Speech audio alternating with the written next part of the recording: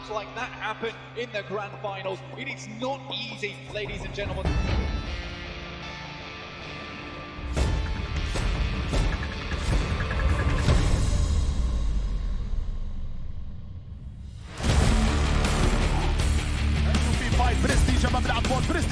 برستيج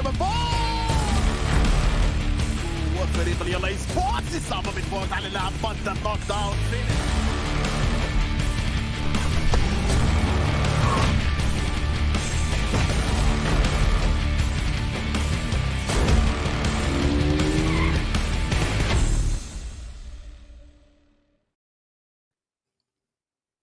What an intro. Welcome everybody to the PMPL Arabia 2022 Spring Split. My name is Imperium with the wonderful Zute. Can't seem to get rid of him, of course, as I also can't seem to get rid of the wonderful sponsors of this tournament, that is the Upgrade Performance, Upgrade the Fun, Complete your winning spirit. I don't know, I'm getting the words wrong. With your brand new Oppo Reno 6 series, designed smartphones for the PUBG Mobile Middle East and Africa 2022 esports year. Now that's out of the way, let's get into the real thick of things. How are you, Zute? I'm doing great. This is a super weekend that we're heading into. And what better way to start off with that intro that we just saw? I mean, that got my blood pumping even more. Quite excited, and it almost feels like, even though we just finished the hype of PMGC just recently, I'm feeling that rush again coming into this super weekend where, you know, things are really starting to matter a lot.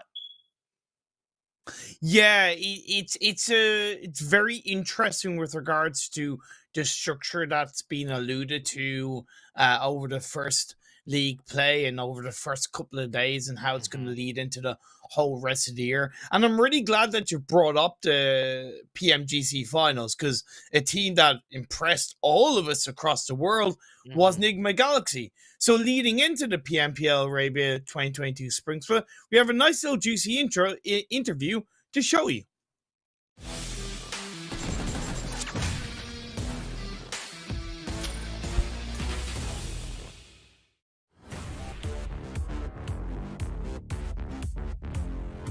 ريك، أول شيء طمنا عنك، يا رب تكون بخير قبل ما الايفنت يبدأ معنا. I mean, I'm pretty excited to start this PMPL, especially because it's the beginning of the new year. So I'm pretty excited. Thank you. هو توقعاتك كفريق بالنسبة للبي ام بي ال الموسم القادم؟ I mean, expectations as always. We always work to get the top one, and we always expect to be the top one. فريك، ايه هو هدفك الأساسي وطموحك الأكبر مع فريق نجم جالكسي؟ I mean, of course, to win the global championship, to be the first in the world, and for this year especially, I hope we can participate in the Asian Olympics, Asian Games 2022, and win it. Hopefully, get the gold medal if we can. ايه هو نوع التحضيرات اللي بتقوموا بيها قبل بداية البي ام بي ال؟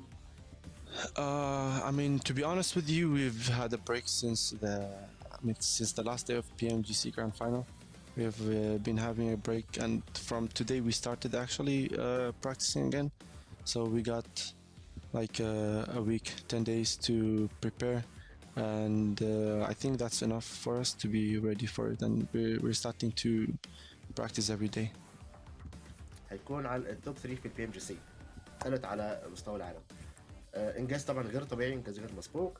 هل تعتقد انت كفريق نجم جالاكسي او اي فريق اخر في المينا ممكن يعملوا نفس المستوى السنه القادمه؟ I mean, thank you first of all, but for sure, I think like definitely us or another team in Arabia definitely can get even a better place. I mean, for us, to be honest, we're definitely going for the first place next year, and we're down to work hard as we need to get to the first. بالنسبه للسؤال الثالث، هل الفريق لسه متعطش اكثر بعد ادائه في البي ام جي سي؟ Heck yeah, of course. I mean, what we have done now is just like I think it's just an experience. I wouldn't say a small experience. It's pretty big, but I would say it's an experience, just an opening that we can actually do way much better next year if we just work hard for it and practice the right way. We're going for the first spot.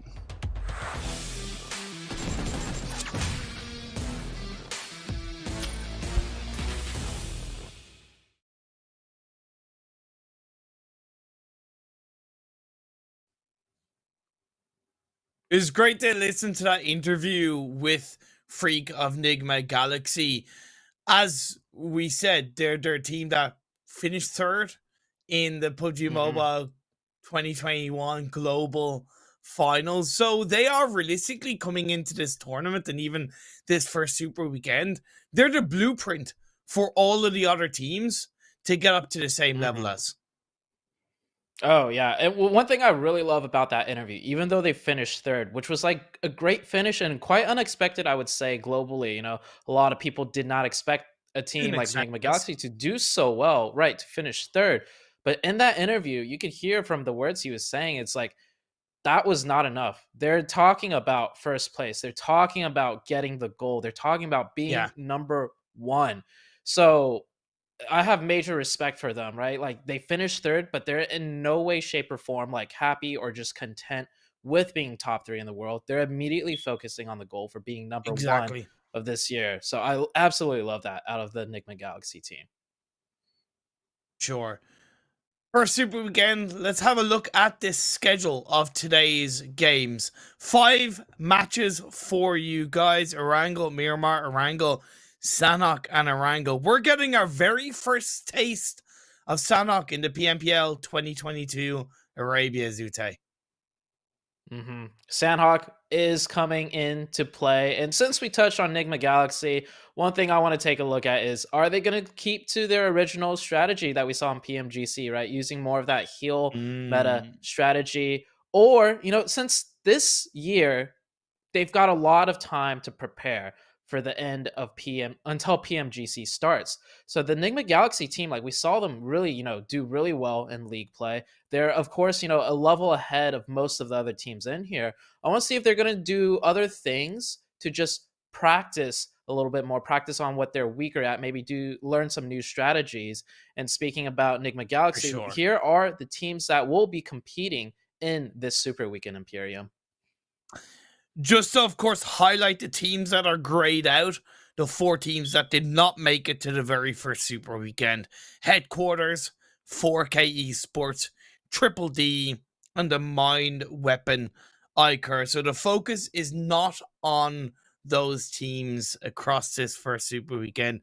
It's all on the 16 teams and what they can do to set themselves up, not only to qualify for the league finals, but of course to get some juicy prize pool and some prize money under wraps, because we're back to the whole 1,000 per chicken dinner in this Super Weekend.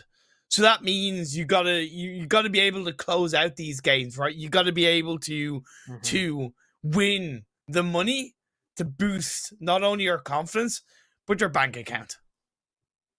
Ooh, I love that. Boost the bank account. And yeah, $1,000 per chicken. That's like you get a chicken dinner and you could quite literally afford like maybe 10, 100 more, depending on, I don't know, how big you want to spend on your chicken dinners in real life. But yeah, the money definitely comes into play here. That does ramp things up. And I think that's one aspect I really like about the Super Weekend. It's not just about gaining the points, right, to try and qualify into the finals. You already start getting a chance to add that bank account up, you know, bolster that bank account, $1,000 per chicken. And we got 5 matches per day here, right? So that's like $5,000 just today that you might be able to make.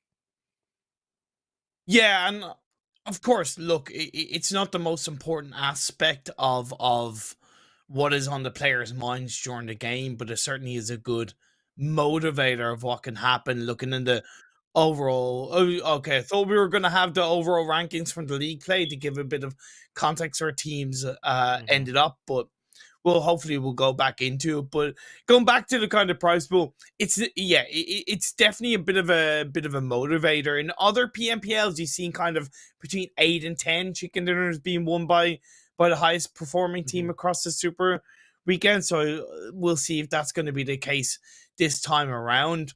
Even though we don't have the points to show, and it's not really the most important thing to really highlight because it's the first league play. Want to talk a bit about where the teams did end up. Nigma Galaxy, they said they're coming into this to win. They did win the first league week. They did come out on top and first. So it definitely does show that they're taking this relatively seriously. Oh, yeah. I mean, one thing that we always say is League Week is never representative of the Super Weekend from previous years upon years of tournaments. We've been doing this format, right?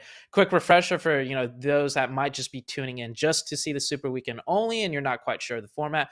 We got 3 weeks. Each week is broken up between 2 days of league and 1 Super Weekend. You need top 16 in the league play, and then you could get into this Super Weekend. Right here you have on screen. We already finished this week's league play. We already played those 2 days. And so when we show that one graphic of the 4 teams grayed out, those are the 4 teams in the bottom half of the 20 teams, the 17th, 18th, 19th, and 20th place teams. So they will not be competing at all for these next 3 days and the Super Weekend. And the points from each Super Weekend tallies up together to determine the top 16 overall. That will move into the 4th week where the finals are.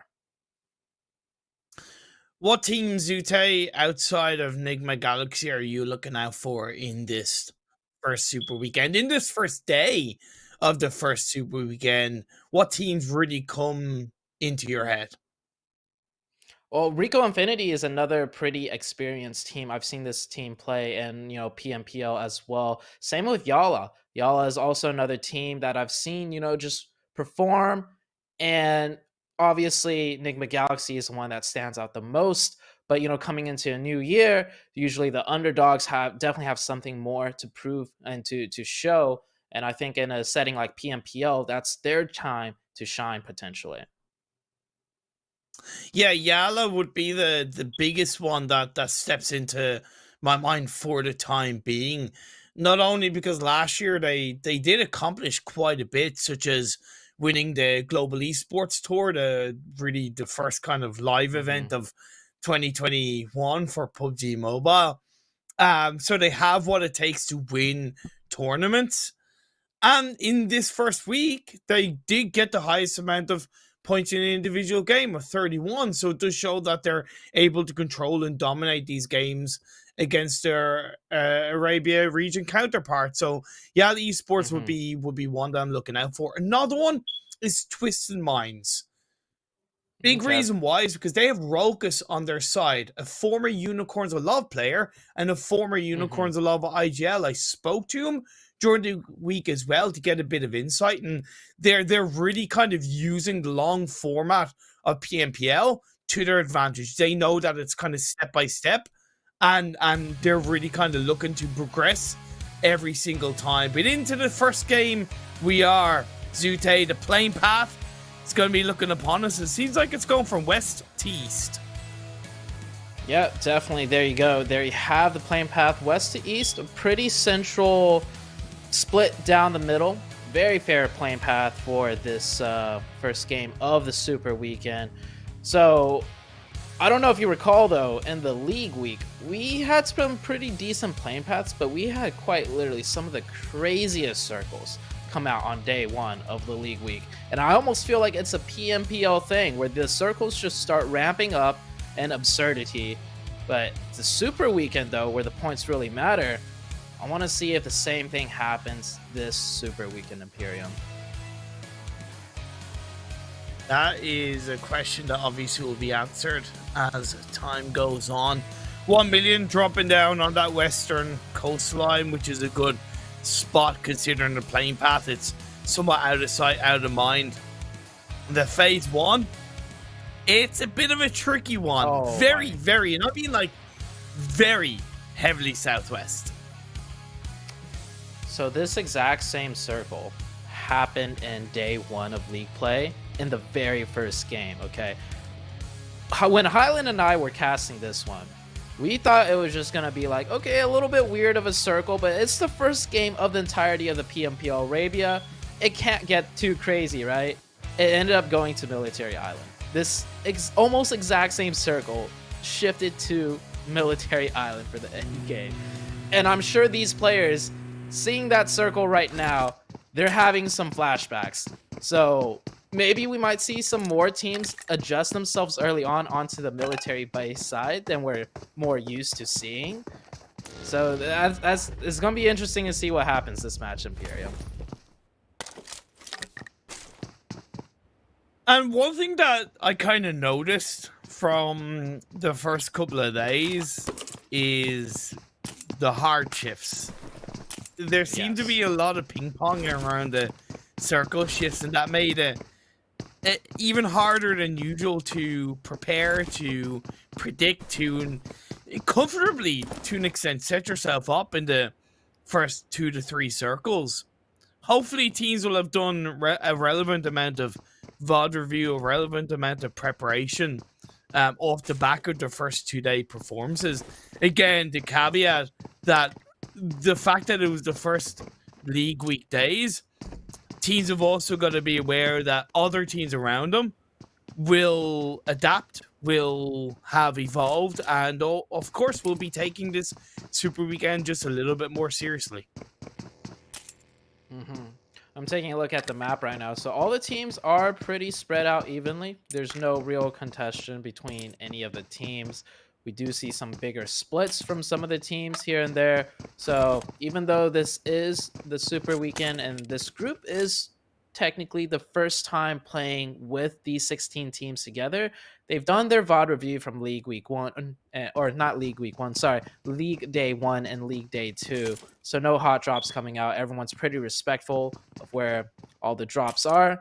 And with the first circle, I'm expecting some faster rotations simply because there is that potential pivotal point of, you know, that military base coming into play. And if it's not even military base, we see how far southwest the circle is. Very Pure could be a very strong point to lock down early too with a circle like this one. Yes, that's I look at Ferry Pier Hill as probably the most important part of the first couple of circles. Overall, they could change, of course, and right now CONQUEROR Iraq have a bit of a spread around that area. They're in no way positioned yet on top of that Ferry Pier Hill, but I do totally agree with you with that location. Nigma Galaxy, you saw earlier in Pachinki, taking their time looting up. We got Stalwart UAE here. So this Stalwarts team, they are officially part of the Stalwart brand, right? You saw Stalwarts, the Mongolian team, compete in PMGC. We know that Stalwart team is a very aggressive team. So far, what I've seen out of this team, definitely a newer and experienced team, but they do have potential. I mean, they're here in the PMPL Arabia, of course. I want to see if they could, you know, start evolving over time, especially with like their stalwart counterparts out of the Mongolian side being such a powerhouse team. Yeah, that's what I was thinking in terms of how much are they going to be learning off the Stalwart Mongolian side per se, coming into this PMPL Arabia. I hope it's quite a bit at least. I hope that, but you know, that kind of org backline support is there as we build throughout this PMPL. 1 million have spread a little bit more heavily down south towards Primorsk, so they're not really in a massively strong position for the time being. This is a 2-2 split.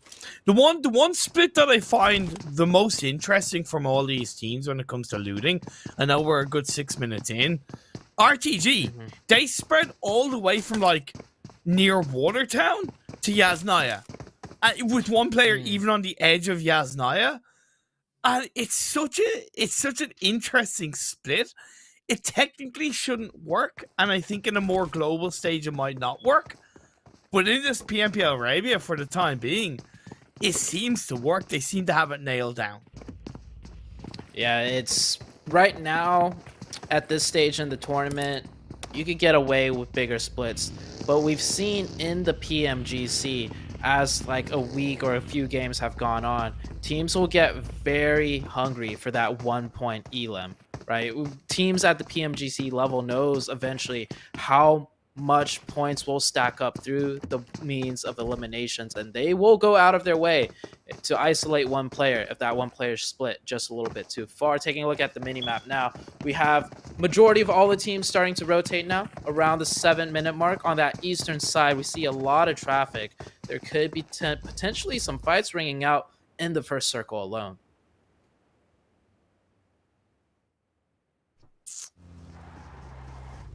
Seven and a half minutes in, you highlighted that you expected teams to rotate a little bit earlier. I don't think there's been any massive early rotations overall, but one thing that I do notice is that quite a few are going quite deep into the center of the circle.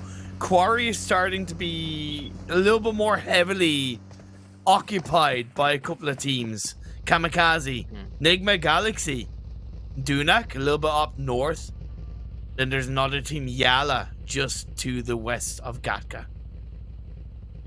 Oh, we got our first knock in the kill feed there. One of the Nigma Galaxy players getting knocked. Hopefully we could take a look at that. Maybe they'll get that revive.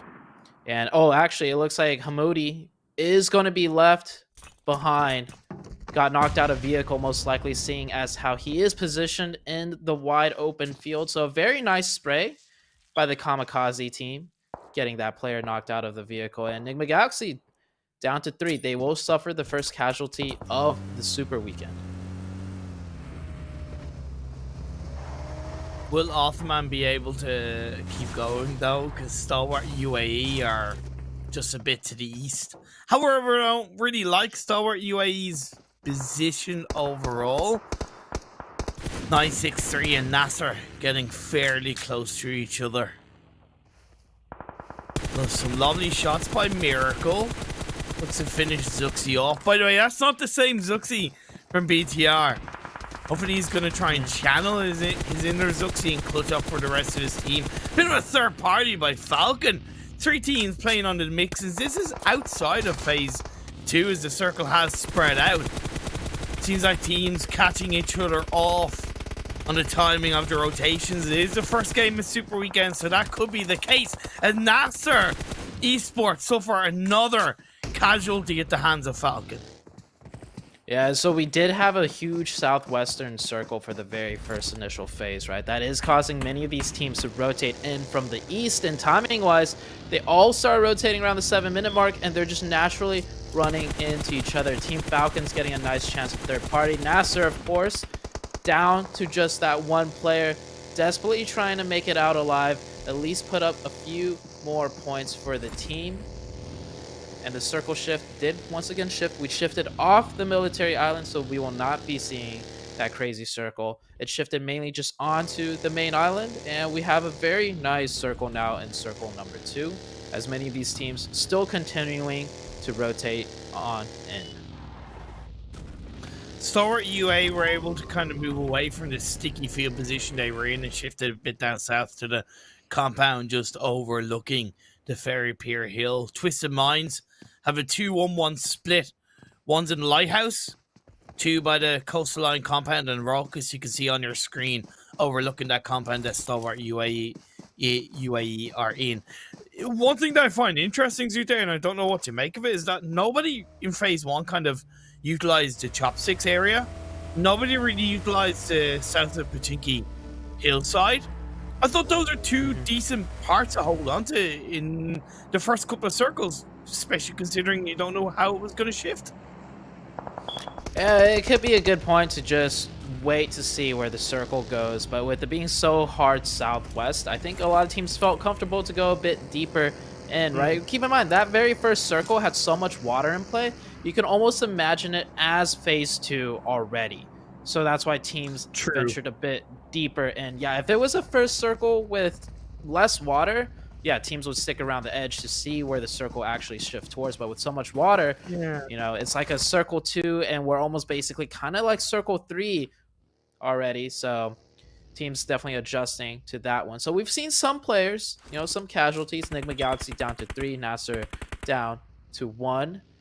So not the slowest of starts coming into the Super Weekend. Teams are feeling a little bit comfortable to take those fights, take those engagements, and of course their shots are on point already. Revolution, I feel, have got themselves into a very sticky situation by hanging around Military Island for as long as they have. If I were them, I'd actually go back into the blue zone and shift across the eastern bridge. Yeah, okay, they take a decent bit of tick damage coming into phase 3, but I definitely think they'd have a bit of a safer entry point in towards the kind of northeastern edge of the circle. Oh no. Jesus. All right. It's not as bad as that Military Island circle ship we saw on day 1. But yeah, PMPL, are you not entertained? We get another hard shift all the way down south, and it's going towards that Fairpure Primorsk area. Ooh, this one's gonna get really spicy, Imperium. Like, why does it feel like such a harsher circle shift than phase 2 to phase 3? It kind of feels like phase 2 jumped to phase 4. Maybe that's because a good kind of 25 to 30% of the circle is in water. Primorsk and that kind of hillside just outside of Primorsk is very viable, but I see a lot of teams committing to that beachside area, that kind of coastal line. Zap is going to get run over by RTG. The madness is unfolding right in front of our eyes, and we're only 13.5 minutes into the game. A couple of the RTG players getting knocked down. KSJ9 is able to at least get a bit of a counterplay onto Rokus of Twisted Minds as they went in a little bit wild, at least as a solo player. The IGL for Twisted Minds decided to be the kind of like, investigator, but he pays the ultimate price. 963 still able to control the beach side for the time being. Circle 3, this is more like a Circle 5 with the panic and chaos that is just ensuing on your screens. All of these teams going for a mad scramble in this area. What's the worst part about the circle? Not only does it have water in play, but this area of the circle, so little hard cover. You see that beach side, it's just dips and valleys. And same here with Stalwart Esports. We do have some hilltops that do provide advantages, but it's just all wide open and exposed. The only hard cover is around the edges of this zone. I really like that rotation from Stalwart UAE. Maybe it's because I'm a little bit biased because I mentioned that. Hillside, the biggest and most important thing is that they use the edge that you mentioned to really shut down 1million. They can't allow 1million to backstab, and unfortunately KAMIKAZE join in, I believe, from that northern Quarry hillside to get a knock into one of their players. We see the teams down here in the southern side playing a little bit split, which I do love. You do not want to group up in these dips together. You'll just get pushed on in. Same with the hard cover in the shack. You never want to put all your eggs in one basket, so to say. So RTG and 963 right here doing a nice little split and their adjustments. Will they get the next few zones, though? Because moving from this area back up north would be quite difficult. And the next circle shift does come out. It centers right on up, so at least no more hard shifts for all of these teams. But all that hard cover I mentioned around the edges of the map, well, almost none of that is in play now. We have Nigma Galaxy straight in the middle of that new circle shift. They have the one nice compound, but they're a 3-man. That could get really tricky for them to defend if a team decides to full send them. KONQUEROR rack compound in the northeast island. It's inside. Dunak, should I say, apologies. Dunak, also compound that's a little bit to the north of KONQUEROR rack, or to the west, should I say, right on the northern edge of the circle. Also in the circle. However, the issue for those two teams, or that's outside of their control, is if the next phase goes down south or even centers up, they're going to be outside of the circle, and it's extremely flat right down south of where they are. It's tough for all of these teams. As Stalwart looks to engage onto the members of YaLLa. Sanji is knocked, and now being thrown up by Easy. Will it connect? I don't think that's going to be the case. No, these teams are both trying to vie for a position on that southwestern side. Of course, Stalwarts do have the priority. already set up in that position. You see this high ground, teams trying to circumvent that. That's exactly what YaLLa isn't trying to do. They're trying to put some pressure onto Stalwarts, at least, to not just give them free shots when they rotate on in. And it looks like YaLLa will have a southwestern position. You see two of the members on that mini map already in the circle. Stalwart, of course, not fully yet in the zone. I'm not even sure if they realize two of the players of YaLLa have already circumvented their defense. This is good, though, for YaLLa. They'll manage to find a nice edge side to stay alive in, at least. But I gotta give props to Stalwart, because they did send Van Kid into the edge of the circle as an anchor point. So as much as they might not have seen what YaLLa were doing, they were preparing and thinking about their own entry point, their own game plan. I don't know what 1 million were doing, by the way, trying to rotate on the coastline around Stalwart and expected to get away with that. They suffer. They get punished. They're down to one player. Twisted Minds, Vigors in an elimination feed, getting a knock onto one of the Falcon players. The Ferry Pier kind of hillside is on that eastern edge of the circle.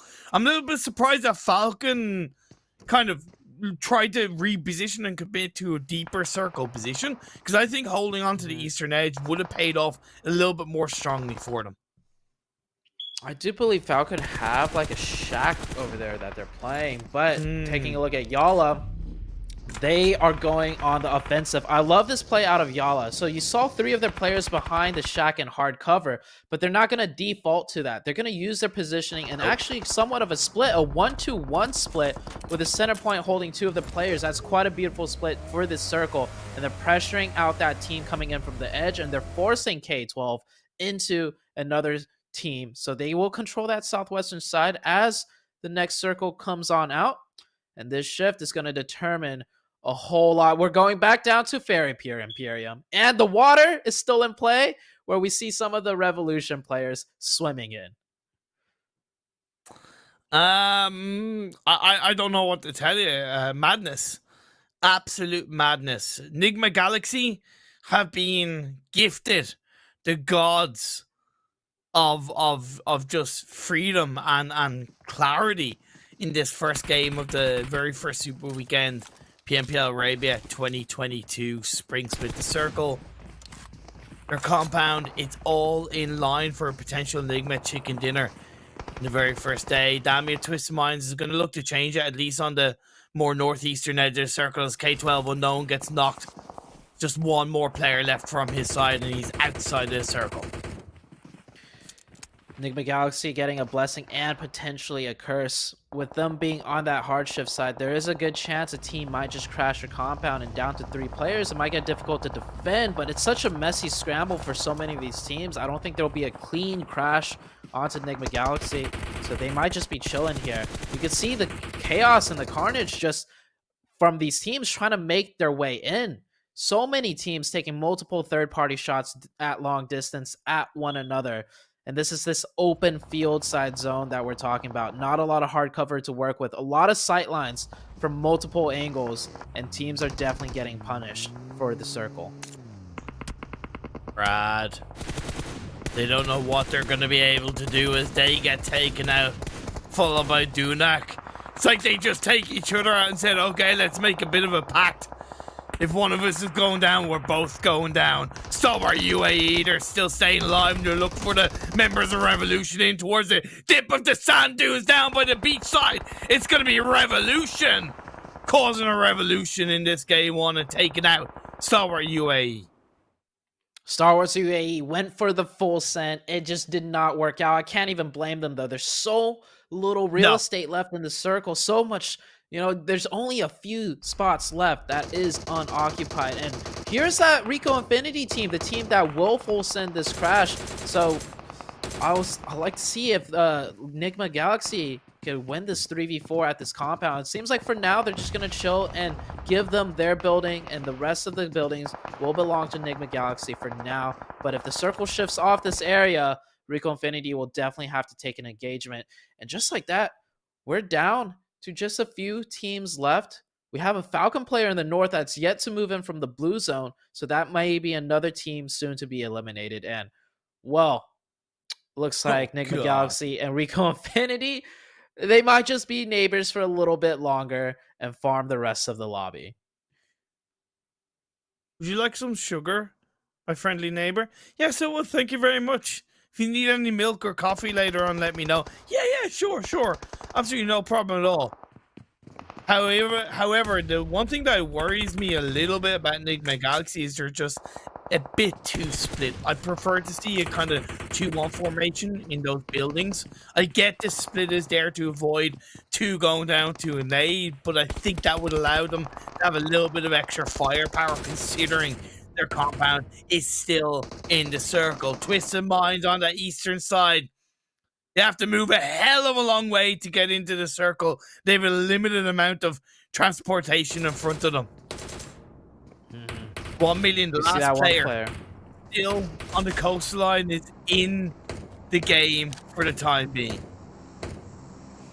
Nigma Galaxy taking some long-range shots now, trying to gatekeep out the Twisted Minds. Yeah, limited vehicles is absolutely right. You see so many blown-up vehicles, so many smoking vehicles in this wide-open zone as... Ooh, really nice shot by Rico Infinity downrange. So difficult with so many of these teams to move on in because they're the focus of everybody at the compound. And this is Nigma Galaxy and Rico Infinity, 2 of some of the most experienced teams taking shots at you. So it is definitely rough for the Twisted Minds. I appreciate that, just kind of going bit by bit, looking for anything in the edge of the circle. Conqueror Rock trying to play for the road. Rico Infinity picks off 2 of their players. They're still 2 up. Have they got a nade in their hands to throw out? It's going to be Rue from Nigma Galaxy. He's going to be looking for the steals, the elimination steals onto the members of Conqueror Rock. RTG go down. We're left with 7 teams, 15 players alive. Twisted Minds, Dammy with Vigors sends it into the edge of the hillside that's in the circle. However, there's a big chance they're going to get backstabbed by the players from Revolution. Grows of Conqueror Rack, the solo player alive for his team is YaLLa. They still have 2 players up. Lovely nade by Alaji. Yeah, backstabbed indeed. Not even by means of gunfire. There we go. The grenade and then the shots. There goes down Twisted Minds. Definitely needing to clear out their edges of the circle rather than going a little bit deeper. Hopefully that's a lesson to be learned. And next circle, well, Nigma Galaxy and Rico Infinity got it again. Will they continue to be neighbors, though? Maybe they've had enough of each other. They do have to mount somewhat of a defense, though, on a couple of teams coming in. And Nigma Galaxy is going to take more of the brunt force of that as the circle shifted north, forcing the 2 teams of YaLLa and Revolution to move on up. And there you see Revolution making their play. Rico Infinity with a player on top of the roof. Ooh, that's such a good position for him right now. And Lord, snaking on by, might be able to catch this player out of guard, and Prestige, if he gets knocked there, he will also be confirmed. We talked about the sugar. Well, now I'm talking about the spice and everything not so nice between the members of Rico Infinity and Nigma Galaxy. Freak onto Ida. Looking to be a freak of nature. A double knock onto the members of Rico Infinity. Now they're alert to what's going on around them. Now they recognize that there's no more sugar for them. Only a hell of a lot of bullets and a few nades raining down supreme. Elaji of Revolution. He's the last player. The peaks are absolutely on point from Elaji. Can he get the knock on the powerful? He's thrown at the DP28 bullets. Big risk taken by Powerful, but he stays alive for the time being. Now with Ragnar, they're looking to cover into the edge of the circle. Baby steps one at a time. The top 5 are left in this game 1. If Alaji's shots were just a little bit more accurate, he got both players down to 1 HP. That could have been a clean wipe on a team if the shots were ringing out a little bit more true, but here we go. He gets a second chance at it, and the counter fire from the other teams across the way, getting him down to 1 HP, but he will stay alive. He will confirm that point. This team, Revolution, already up to 9 eliminations. We're down to 5 teams. Rico Infinity still with 4 up. All the other teams at most maybe have 1 or 2 players. This is looking like a Rico Infinity chicken dinner, and they have 11 eliminations to their names already. Powerful. Made it into the building. 4 eliminations for YaLLa so far in this game, and top 5. They're my team to look out for, especially in this first week. Or the first super weekend, should I say. Can he pull out a bit of a clutch moment? Is he going to get spotted by Rico Infinity? Yeah, okay, the body advantage is in their favor. But when you got 1 player of Revolution, 1 player of CONQUEROR, and 1 player of YaLLa, as well as the last player from Nigma Galaxy, anything can happen. They're the unknown variables to an extent. How much information have they been able to gather, and will they continue to gather? Ragnar jumps out. Bandar, should I say, jumps down from the roof of the building into the shack. Plus, as Phase A Blue Zone starts closing in, there's no guarantee that the center point is going to work in their favor. Rico Infinity realize they have a huge cross to make. And with so many single player teams around, they're not going to take any risk on those cross angles. That's 1 player down to the blue zone. CONQUEROR. Oh, wow. That will clear up some space right there for them.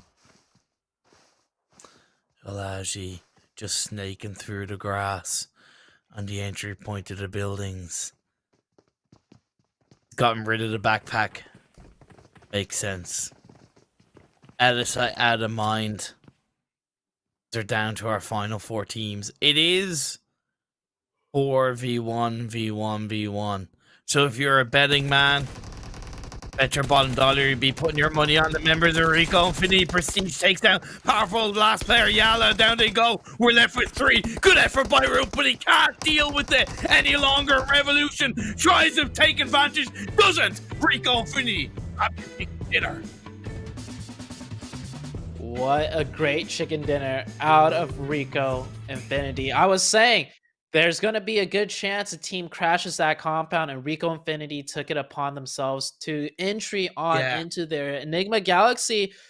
They got their work for them. They were down to 3 from the very beginning of the game, but I feel like they played it very well. They optimized their positions and a lot of placement points as well. But for all the teams coming in from the Fairy Pier side, from the Shoreline sides, kudos to them for making it through that mess. That was quite a crazy game for the very first game of the Super Weekend Imperium.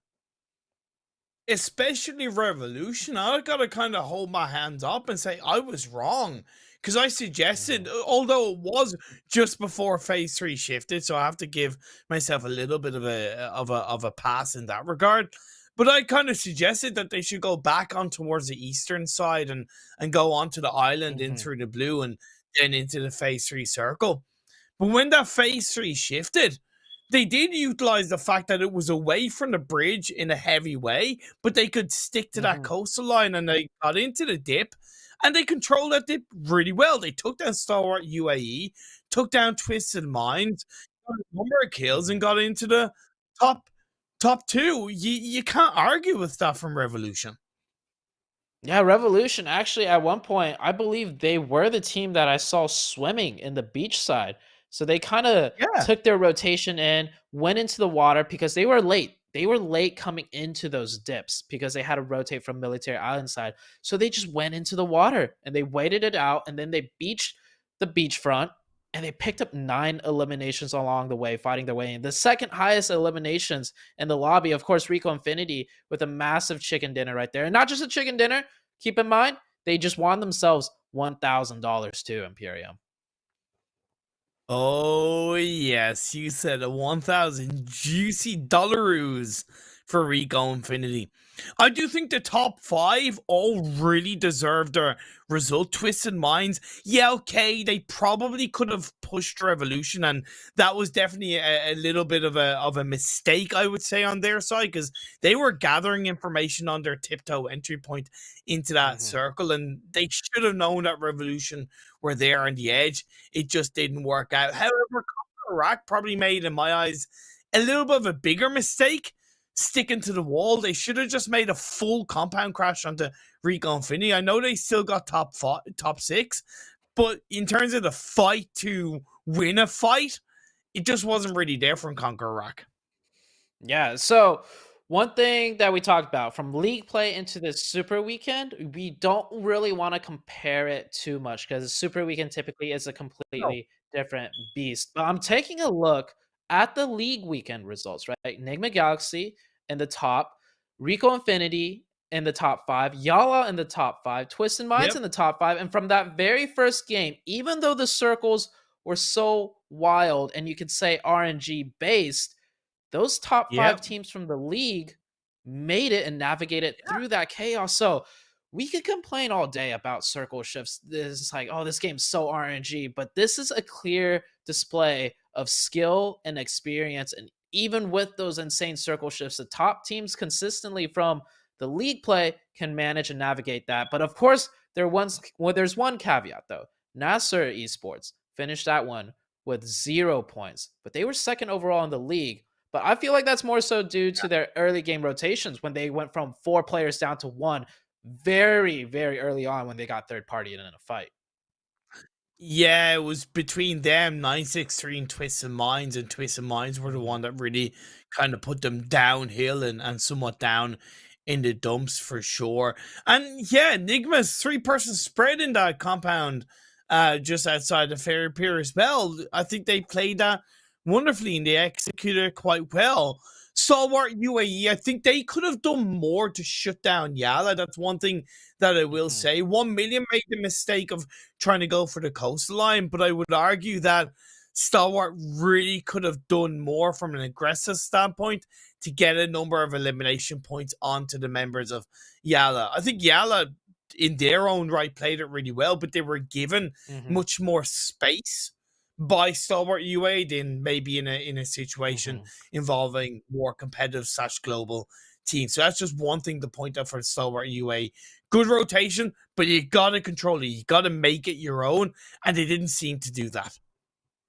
Yeah, Stalwart UAE was more so just making sure they get their own little half side of that zone. And they didn't really be too proactive to pressure out YaLLa, right? YaLLa came in with all 4 members up. Of course, YaLLa did a nice rotation. They utilized that shack, and then they had a really good spacing control afterwards. You give YaLLa an inch into the circle. We saw immediately they did a 1-2-1 split, 2 at the center point behind the shack, and they just ended up controlling so much of the zone because they got their that small entry into that shack point, and then they adjusted so beautifully. Stalwart Esports, of course, like you mentioned, could have done a little bit more to make it a bit more difficult for YaLLa not to get that entry point in. But of course, Stalwart Esports, that was still an okay game from them, like you said. And I think, Sure. as the Super Weekend goes on, Stalwart's UAE, this is more of an inexperienced team, right? They're a bit newer. YaLLa, we've seen them play time and time again. So it's just going to take a little bit of time for them to catch on up. Yeah, having a look at the Oppo moments, the highlights of the first game. I'm really glad that you highlight kind of YaLLa in terms of how they did have themselves split up in a 1-2-1. They were probably the most impressive team for me in that game because even right down to the end, when Powerful, and I forget who the second player that was left alive, it's something very simple, but it's way more big brain than people initially think. One of the players went for the push in the revolution, and the other player went into the building. Naturally, to the first thing you might think of is, why didn't they go for the push together? But the reason why they went for the push and one for the side of the building is because the one that went for the push was a distraction to Revolution's last player, so Powerful could make it into the shack to survive for some more placement points. And that was really well played and executed by YaLLa, and it got him in top 3. That deserves a lot of props. Yeah, it definitely does. And it's like, it's a 50-50. They could 2v1 push them, but you saw that ridge line, the defending player does have the advantage, and you guys could both go out. Yeah. But the decision to have one, sneak on by and the other distract, that has a higher chance of just getting at least one player in alive. So it was a good decision by YaLLa, and overall, points are points, and they had a decent finish. Exactly. A good idea is us going on a bit of a break so we can get things set up for game number 2 of the day. Don't go away. Miramar is coming up.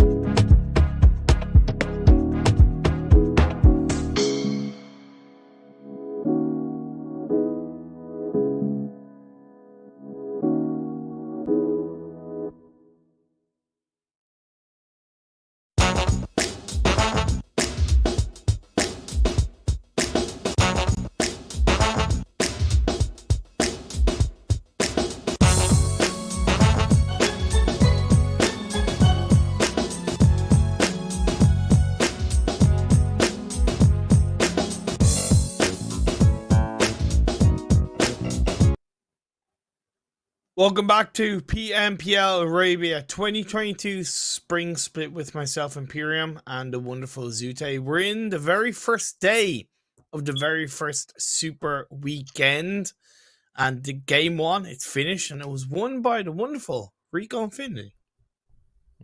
A really good closing by Rico Infinity, and they even closed it with keeping all 4 players up. We saw at one point they were on that hillside on that west, and they were under a lot of cross angles, but they contained their spacing or controlled their spacing quite well. And that breach point into that compound of Nigma Galaxy, well, that did lead to that chicken dinner for them. So great start for the Rico Infinity team, and great start to getting $1,000 in their pockets as well. Love the fact that you mentioned that twice. Now you're just like, oh. It's the Now money. I know what's on your mind most of the time. Now I know what's on your mind most of the time.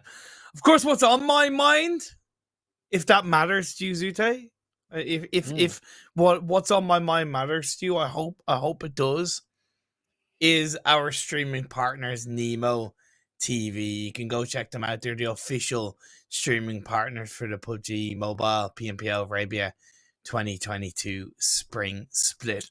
We are going to be heading into game number 2, which is on Miramar, as I highlighted. Kind of between what we've seen in the first game, hard shifts kind of excluded, and what we've seen in the first couple of days with the league stage. Anything massively on your mind about it?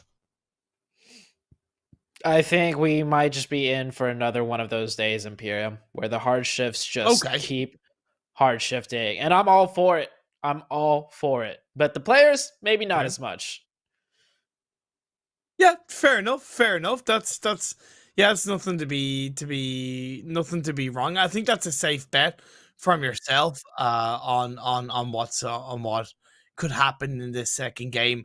Of course, you can keep up to date on all of the socials and all of the channels of PMPL between kind of YouTube, Instagram, Facebook. All of it is right down underneath at the bottom of your screens. Follow, keep up to date, and use the hashtag PMPL to communicate with us all.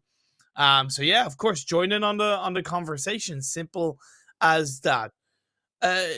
Before getting into game 2, yeah, you said that kind of like you're here for the hard shifts.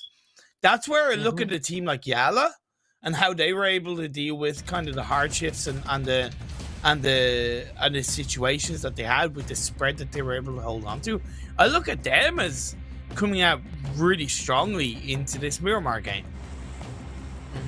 YaLLa, I think, like you said, when the game ended, you feel like they were the best performing team. Of course, they didn't get the most amount of points, but Nigma Galaxy, got kind of circle blessed there. Rico Infinity did a good job going into that compound and breaching on in.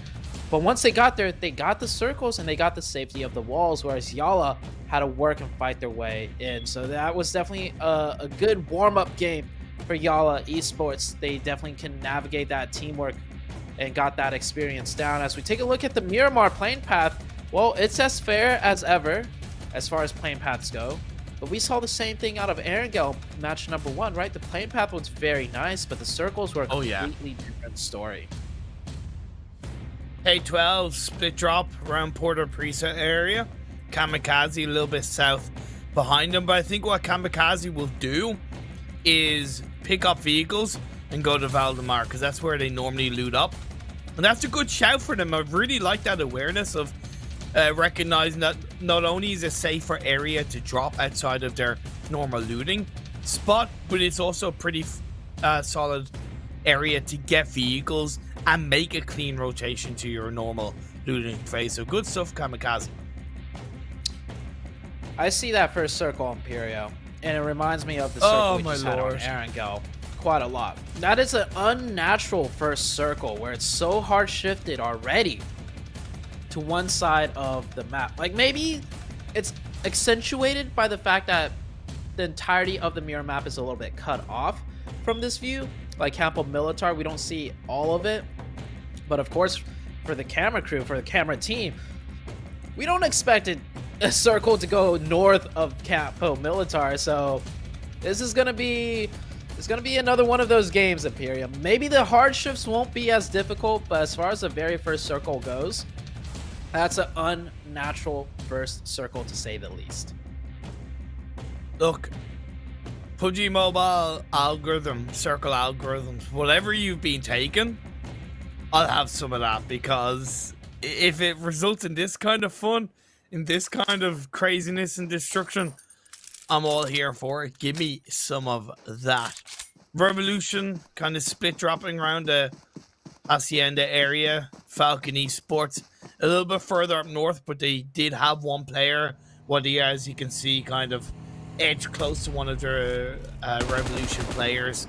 QHD has no idea that YaLLa is disengaged, so he's just kind of shooting into the air, hoping that there's someone there. You can see that tunnel focus right there when he was peeking that window. You could actually see the player Falcon just running off in the distance, but of course, they were much more focused on the window, thinking that that player was still here. And they even brought the entirety of the team of Revolution to deal with this one player. This is a lot of wasted time, right? But at least they're being safe about it. So there is that. But that is wasted loot time. They're clearing out quickly, though, so maybe they could get back to looting, because that first circle does kind of favor them, too. That hard northeastern circle, their loot spot is on the northern side of the map currently. So even though they're wasting a little bit of time looting, it kind of is balanced out by them getting a favorable first circle. 963 in Stalwart UAE, and a little bit of tickle shots towards each other. Easy, clearly taking the majority of the shots by 963. Just sending Stalwart UAE away from Tumasera, saying this is my land, this is our home. And I think what we saw between Revolution and Falcon, I genuinely think that's also kind of one of the things where it's easy for us to say it's time wasting because it didn't work out for them. They didn't get a kill. But if they hadn't have full sent it, and YaLLa had have caught out one of the Revolution players, we might have been saying that was a mistake. So I look at that as, and I know you kind of ended it on that note, I think it was overall really, really positive that they did send a full squad there, that they aren't taking any chances at all. You never know. 2v1s typically are, just set standard where it's like, okay, the two players should be able to win that. But we've even seen in the PMGC level, players lose those 2v1s from time to time. So they were just being extra cautious and taking the whole team. And at least the communication was quick. Within less than, I would say, a minute and a half, the team showed up to clear that out. So it was a fast, full send. It wasn't like one of those really slow ones. So overall, it was a good job by Revolution. And of course, they ended that first game that we just had previously in pretty good standings too. So don't want to be too critical of them, because they're a team that seems like they do know what they're doing and they're committing to things quickly. He's now starting to rotate out of their loot positions and more into the circle. YaLLa moving out of Picado, NASR Esports moving out of Los Leones. K12 still looting up Porto Priso, which I find a little bit worrying, because they would have been one of the first teams to start looting. Technically, should have been one of the first teams to start rotating. We are about 6 minutes in.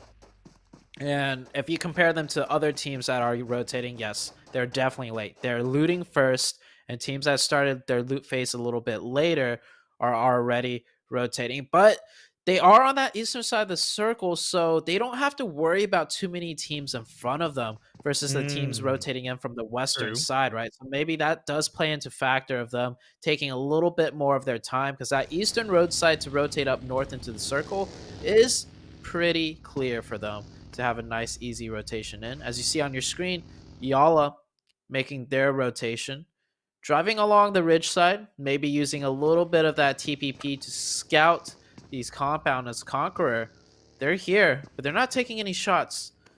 They're maybe baiting them to come on in, but YaLLa has other ideas. They're going to rotate more central of the zone. I don't mind CONQUEROR having one player inside Minas, but I'm really not a fan of the spread they have on Minas, because I don't think it's an area where a team is really going to push into this early in the game. So I just look at it as a bit of a useless spread. One player to gather information on teams rotating around Minas, yeah, go for it. But the full squad, there's no real positive in my eyes with that. They do have one player on top of the mountain north of Minas, though. So as far as scouting goes and gaining information like 360 around the Minas area, they have that covered. So they're not like all just hunkered in, not really controlling too much of the zone territory. They got one player up there. Of course, I'd agree with you, like they could be a little bit more split, control a bit more sightlines. But it's not too terrible as long as they have that player outside of Minas on top of that mountain. Looking at the mini-map right now, many of these teams are rotating now. We're 8 minutes in. There are some teams in the blue zone. Nigma Galaxy far off in the west side of El Pozo, and Twisted Minds far out west in the city of Monte Nuevo. Of course, they had to stretch quite a bit of a distance to start their loot drop, so they will be taking a little more time in that blue zone. But who knows, man? The circle might just end up hard shifting toward the west side of the map, and they could just get a nice free entry in. That's honestly what I'm kind of thinking for this phase 2, is that it is going to shift massively over to the west. Falcon Esports are committing quite a good chunk of their position to the northeastern side of this phase 1 initially. 1 million now starting to move out of El Azahar, but phase 2, it does continue to stick on the northeastern side. Yeah, that's a good shift for many of these teams. It's not going to the northeast. It kind of almost centers up in a sense. And you see K12 on that eastern side. You were talking about how they're rotating a little bit late, but they use that eastern path. No team's really in front of them, and they get a nice rotation up. But with this next circle shift, most of that middle of the map is the high grounds. You see it right here where YaLLa is rotating around. It's all hillsides. It's all high grounds. And Conqueror, we were saying, we saw a lot of their players stick in Mina as well. With that circle shift, they adjusted very quickly, and immediately the players moved out of the Minas region and into the hillsides and mountaintop. So the team was just biding their time, and I really like how fast they reacted to that zone. Definitely happy with how fast they reacted. I have a bit of an alternative kind of negative around it, but we'll wait and see. And how they play with this fight. Couple of shots by Caliga just to apply a little bit of suppression. Bit of a distraction while the rest of the team maybe push a bit forward. What I appreciate from YaLLa is that they're not committing too much, and I even think they're looking to disengage away from this position completely, even if it means Sanji goes down, or at least provide a bit of suppressing fire without committing to the fight fully. Although, I might be wrong. They seem to have themselves set up. I think they're just trying to get Sanji out of there safely. So no player left behind. Let's go. And Caliga taking shots from the other side. Yeah, he took shots from the other side of the hillside. He didn't even stay on his side of the hill to take those shots. Luckily for him, he did not get eliminated.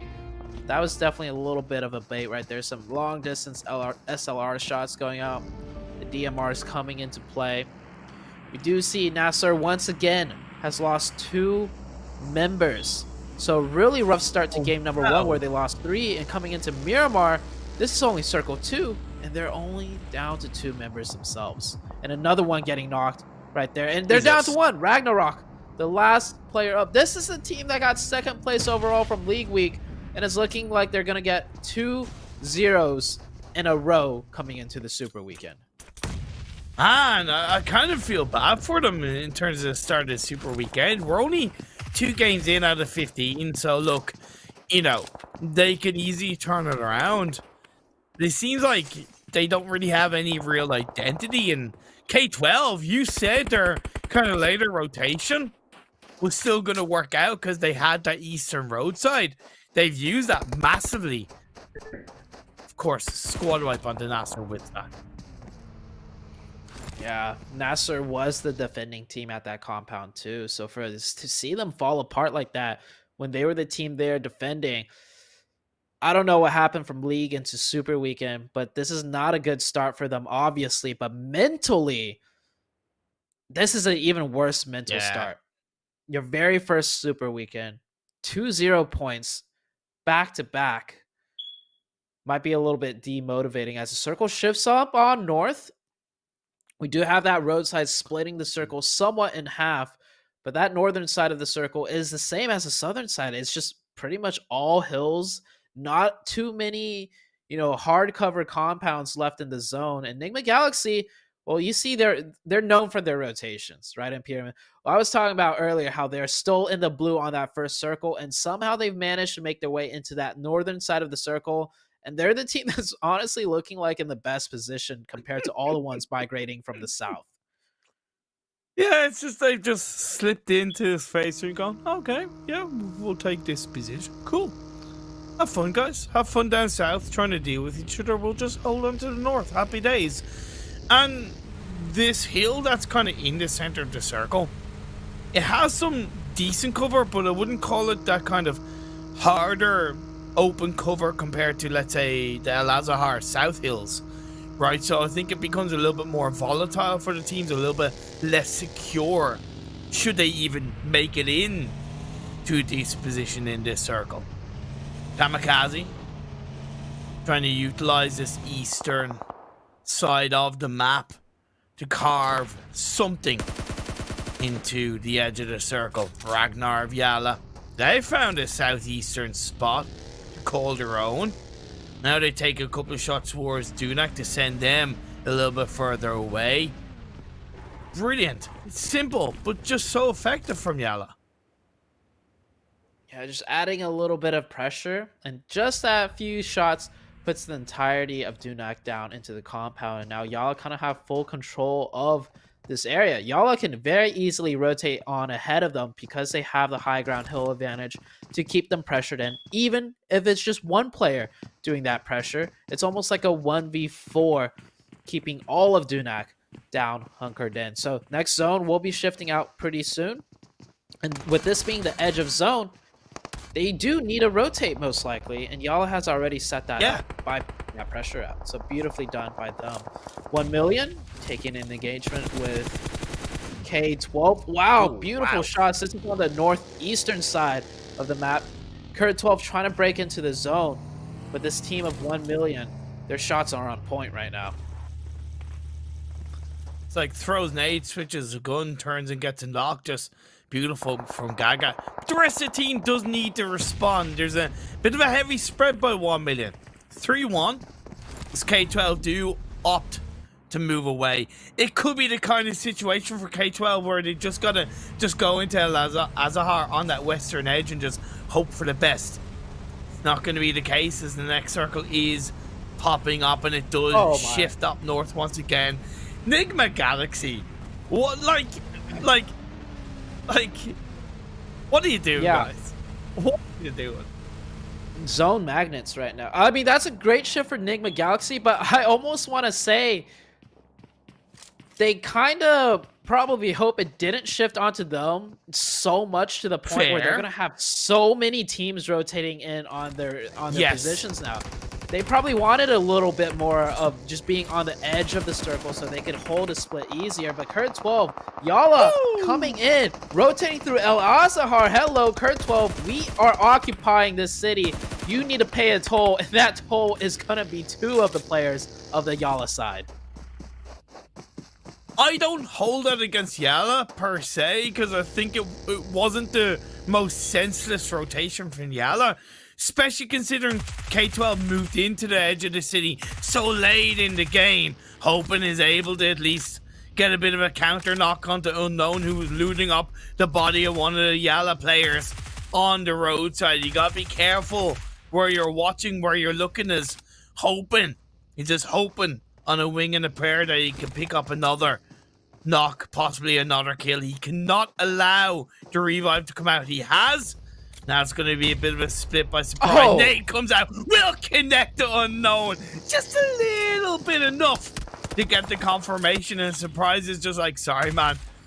You only get 2 lives. You're on your own. I'm moving out of here. Oh, I feel so bad for Unknown. He was just looting a box, gets knocked, gets revived, and then the grenade as he's running away. But it's not done yet for YaLLa and K12. They're going to continue this fight, and K12 comes out on top. They lose one member. One player does get knocked. I think he will be able to get revived. Blue zone is closing on in, but it's a slower blue zone close. This time around, they're going to drop that smoke for additional cover. But their work's not done for KURD12. They still got 1 million ahead of them that they have to break on through.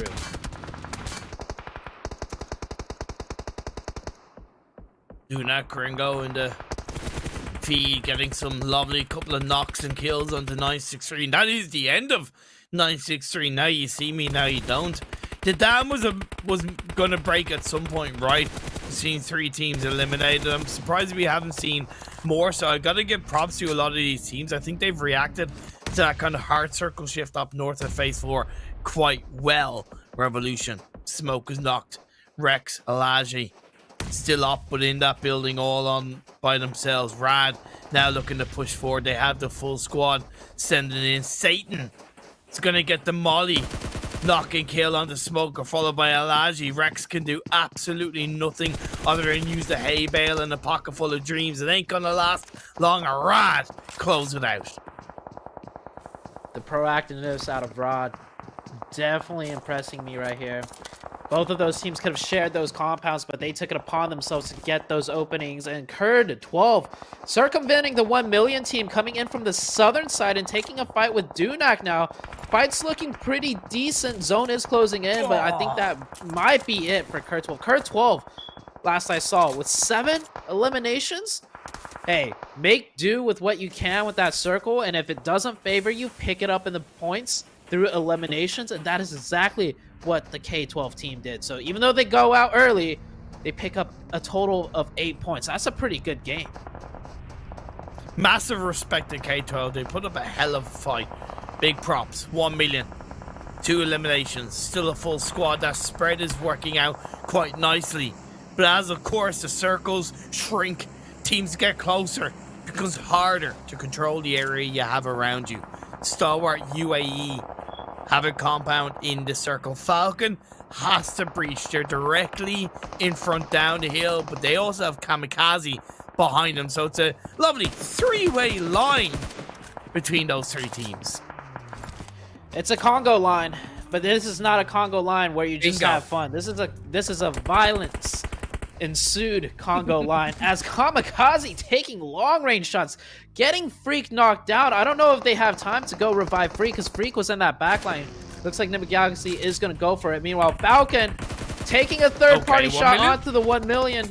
1 million, you skip past the Congo line and you do not want to be in the center right now between Stalwart Esports and the Falcon team up top. And of course, there's also KAMIKAZE even further on up. Take a look at that mini-map, Imperium. We got action 360 all around. Twisted Minds on that northwestern side, though. They're chilling for now. Yeah, exactly, because especially with the way the circles are shifted, nobody wants to be in the center because it's really not the hard cover that I mentioned a couple of circles ago. 1 million. They tried to skip the queue and they're going to pay the price. Gaga's still alive.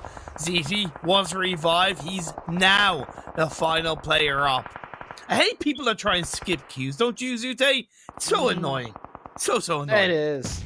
It is. Meanwhile, KAMIKAZE, the team that was in queue. Oh, a double grenade. Hold on. Stalwart Esports mounting a really good defense right now. 1 million still involved, though. They're going to get that revive. It is going to come down to 2 players of 1 million. A full team of Falcon if they could get the revives, and 3 players of Stalwarts. And on the northern side, Nigma Galaxy is taking a full committed fight with KAMIKAZE. And I think Nigma Galaxy is getting limited. 1 million coming into play now. Taking out one of the Falcon players. Okay, Leafy. Instantly gets a heal off and comes in to get a knock into one of the Falcon players. Stalwart UAE between the utility and just the kind of sticking inside the buildings. They were afraid to push that massively on the Falcon, but in the end they get the job done with Fan Kid along with Mexico. But Gaga prone down. Final player alive for 1 million. Stalwart, they have the body advantage. They're going to finish it off. The circle has shifted their way, but they have all the space to move in. well done by Star Wars. They don't lose a single member. They had that defense initially with 3, and they keep 3 up. On the southern side of things, the violence and fighting ensues as Conqueror taking shots at Rod. We have 3 teams down south. Rico Infinity still involved. They just circumvented this fight by going to the northwest side of the circle. And Twisted Minds, by the way, third party, both the teams of Nigma Galaxy and I believe it was KAMIKAZE, and they have 4 players up coming in from the north.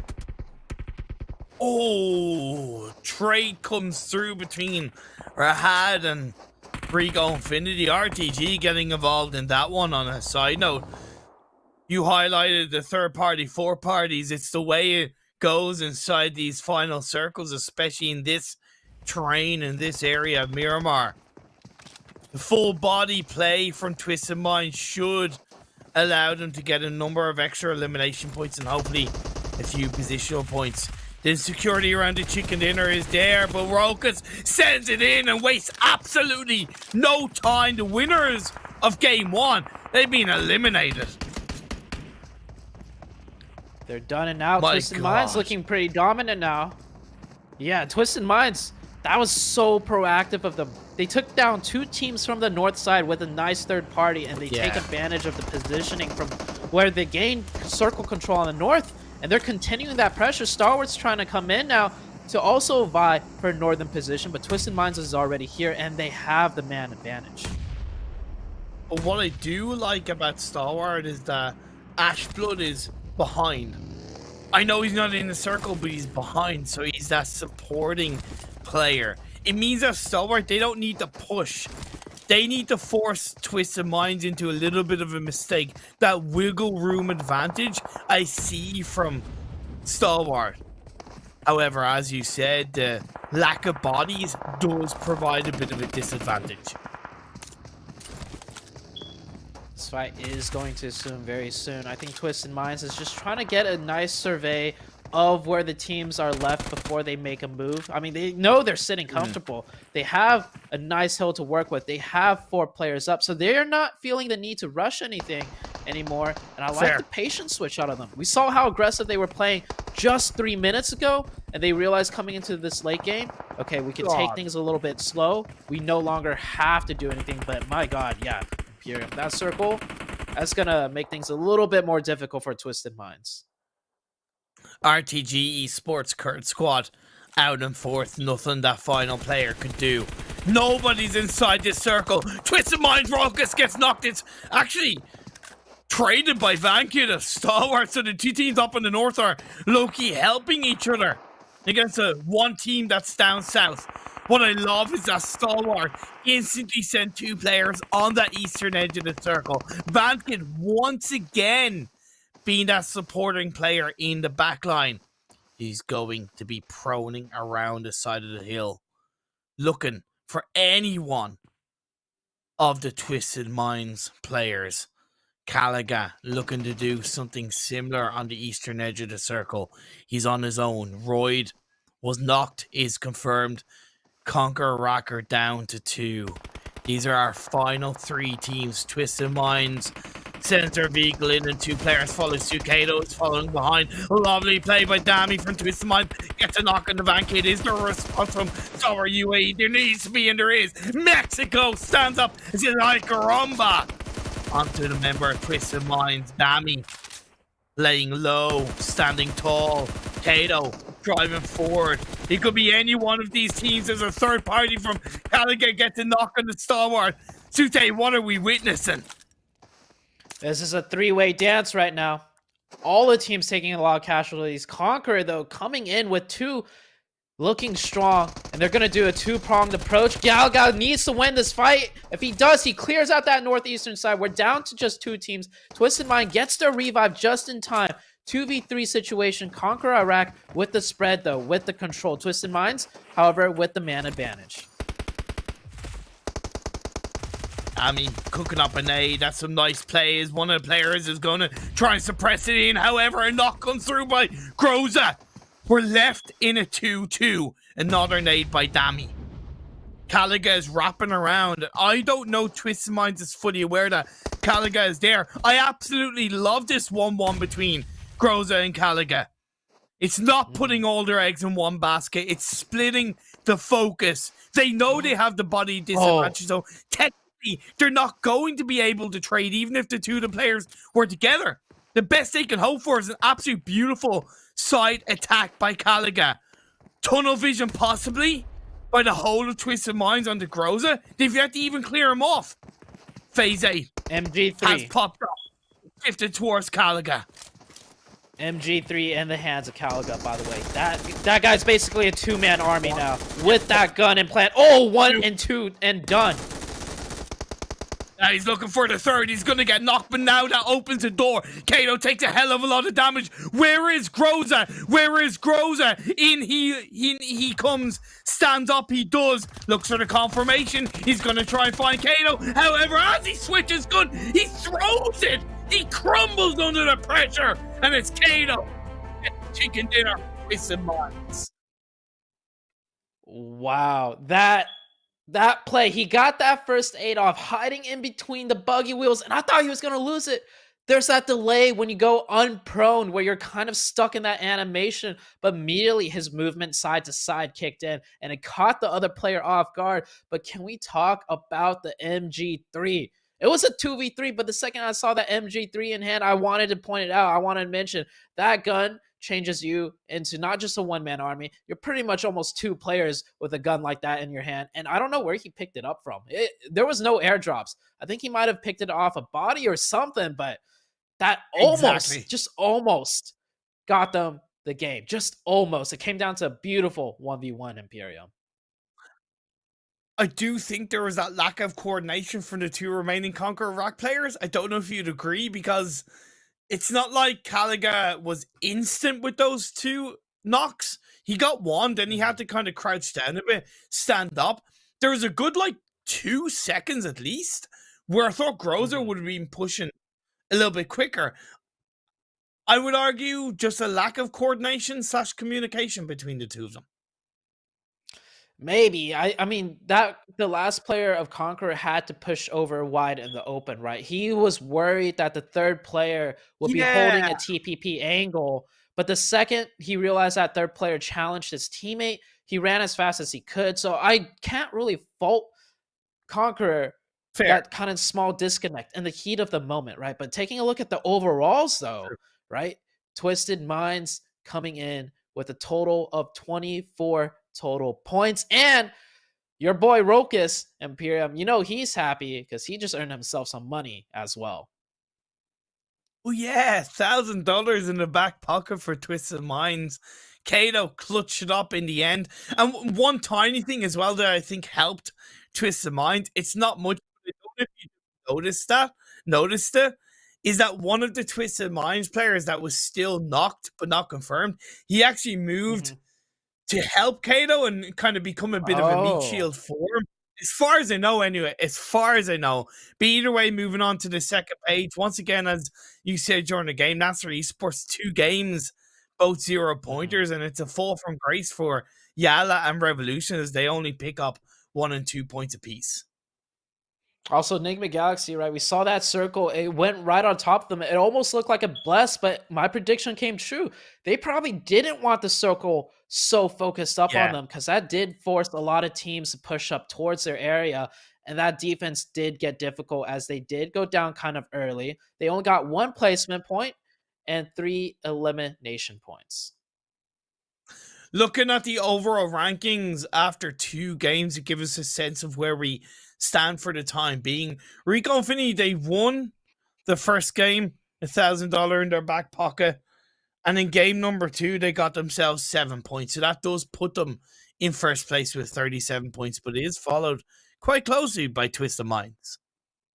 And KONQUEROR Iraq with 2 pretty decent finishes in a row. Yeah. That's good. That's really good by this team. And KONQUEROR Iraq, I do believe in the league stage, they didn't do too bad, but they definitely didn't really stand out the way they're standing out now. Same with the Revolution team. So nice to see after 2 games, some of the teams that didn't get to pop off too hard in the league days is starting off the Super Weekend strong, and that's where it really matters.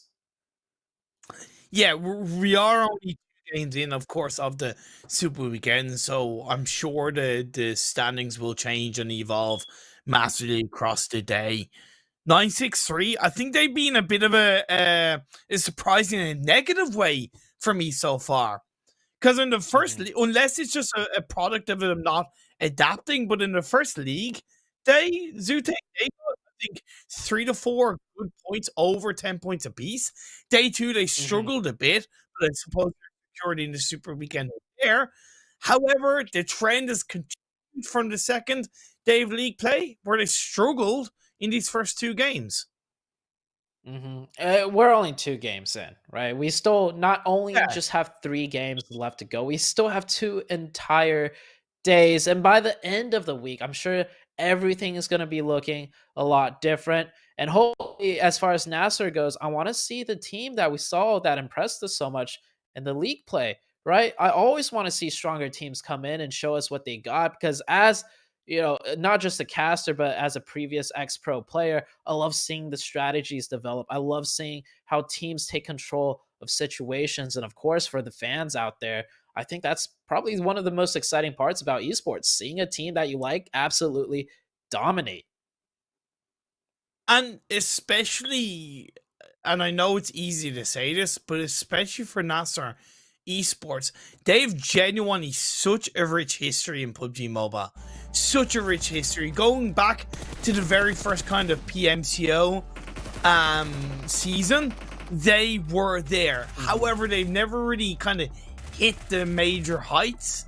They've been in a PMPL here, they've been in a high regional final there, but they haven't really kind of hit that next level, and this is their moment now to kind of prove it. However, we're also looking at the Oppo moments in the highlights of this second game. Yeah, you were just talking about the moments, but yeah, the Oppo moments here. This is where it all really came down throughout the Miramar match. There's that Congo line that we were talking about on the northern side, and on the southern side, we didn't see too much focus here because we were so interested in the dance up north, but there was just massive action spewing out of the map, 360 all around. Rico Infinity, they thought they had a way in, but just getting sandwiched in between both teams. Twisted Minds being so proactive here, and we talked about that pacing. They slowed it down towards the end game, and they still got that chicken, even though it looked a little bit risky at one point for the team. Did Twisted Minds make a bit of a mistake in not engaging on the Stalwart when they had a bit more of an opportunity? Yes and no. I definitely see where you're coming from with that question, because we did see the Stalwart team, right? They did set up a nice 1-2, and the Twisted Mind teams drove right in the middle of them. But hey, Twisted Minds, one thing I learned from watching them throughout the league play, they have the gun skill to kind of balance out potential quote-unquote mistakes, right? When they drove in between the Stalwarts team, they were supposed to kind of lose out on that. But when you got players with insane gun skills, they could really clutch things up. And that's another aspect I love about the game. It's not just pure strategy. It does come down to mechanics. And if your mechanics are that good, hey, you could be technically doing something wrong from a strategical standpoint. But if you're going to just body the guy shooting at you, well, I mean, you're just going to body him. It doesn't matter where he's shooting you from, high ground or, you know, behind cover and you're wide in the open. Yeah. It's another aspect of the game, Imperio. Yeah, that's true. That's, I suppose, why I asked that question. But either way, we're going to once again go to a break. When we come back, we'll be going into game number 3 of the day and our second Erangel of the day.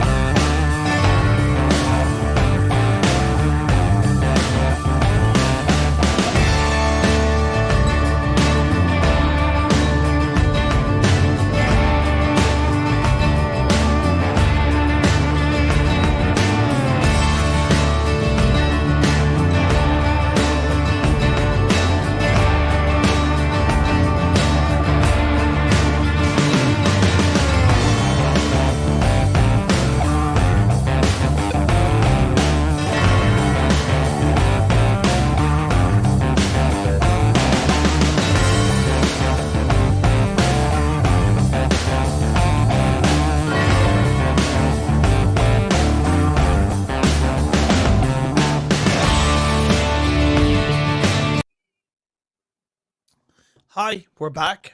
This is PMPL Arabia 2022 Spring Split. If you've just joined us, if you have just joined us, where have you been? You should have been here from the start. We'll forgive you this time. Don't let it happen again. Isn't that right, Zute? Oh yeah, you missed out on two amazing matches. The first one in particular was really crazy with the zone shifts, and the second one, well, the second one was really crazy in the sense of just where that very first circle of Miramar went. So we're glad you're here now because we still got 3 games left, and fingers crossed, matches will be just as entertaining. I really love that second game. One of my favorite games in a while because I really think that the last 4 to 5 teams or 4 to 6 teams really worked their kind of asses off to get those positions and get those points with how flat and kind of harsh that terrain was to the west of Al Azhar. Plus, we rarely see a Miramar game end in that part of the map. So it was such a joy to watch how the teams reacted. And there's a certain point in the game where when we had 3 teams eliminated, again, I said it during the time and I'll say it now. I was really surprised that only 3 teams were eliminated. I think the teams dealt with that kind of hard circle shift extremely well for the most part. Oh, yeah. It was a very good adaptation by many of the teams. And make sure you find us on the social medias and you can join in the conversation. Hashtag PMPL. You can find us on YouTube, Facebook, Instagram, and Twitter. And we even got a TikTok going. You can see that TikTok on the bottom right-hand side of your screen. Maybe you'll catch us doing some dances there. I know TikTok is great for that. Oh, I think Imperium just said no. You don't want to do any dancing? You don't want to have a tango, so to say? Well, we saw Congo in that previous game. Yeah. What is one of the latest TikTok dances? Because you're into TikTok, aren't you? A little bit. I think we'll have to save that conversation for another time because we are jumping into the next match already. But yeah, I did do a TikTok dance, PUBG Mobile related too. I don't know if you remember, but when they released a new update on the crouching, right? You could spam crouch. I did a little TikTok dance with the spam crouching thing, and it was quite funny. But this plane path looking pretty fair, you know, a little bit further away from that northwestern side, but teams should be able to stretch on out. But I don't think teams really care about the plane paths anymore at this point. We've had 2 games back to back where it was the circles that really threw things in a loop for many of the teams. Revolution once again dropping the military base. Curious to see how they react to the incoming phase 1. Maybe moving out of military island a little bit earlier could prove to be more beneficial later down the line. I always say that military, and I don't know what your thoughts are, military island drop. I think it's one of the most kind of like toughest drops to really rotate from. And when I look back at teams in the past that have kind of dealt well with a military island drop, I think Affinity have been the most successful team. And whenever we've seen a phase on circle such as this, they've also always looked pretty dominant. So will Revolution have the same end result? Possibly a chicken dinner for Revolution. Possibly. But yeah, you heard me laugh. You heard Imperium chuckle a little bit.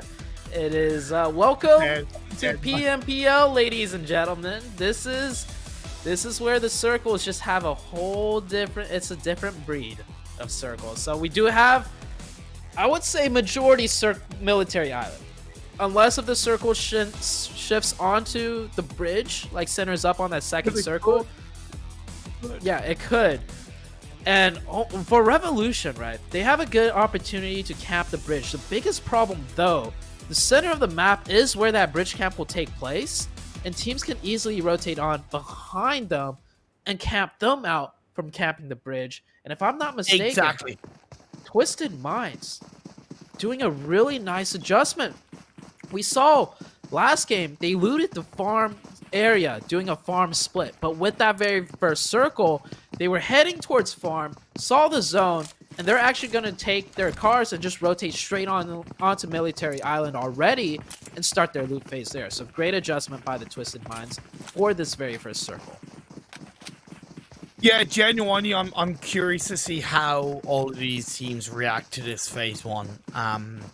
Yes, we could see still a mainland circle finish in this game.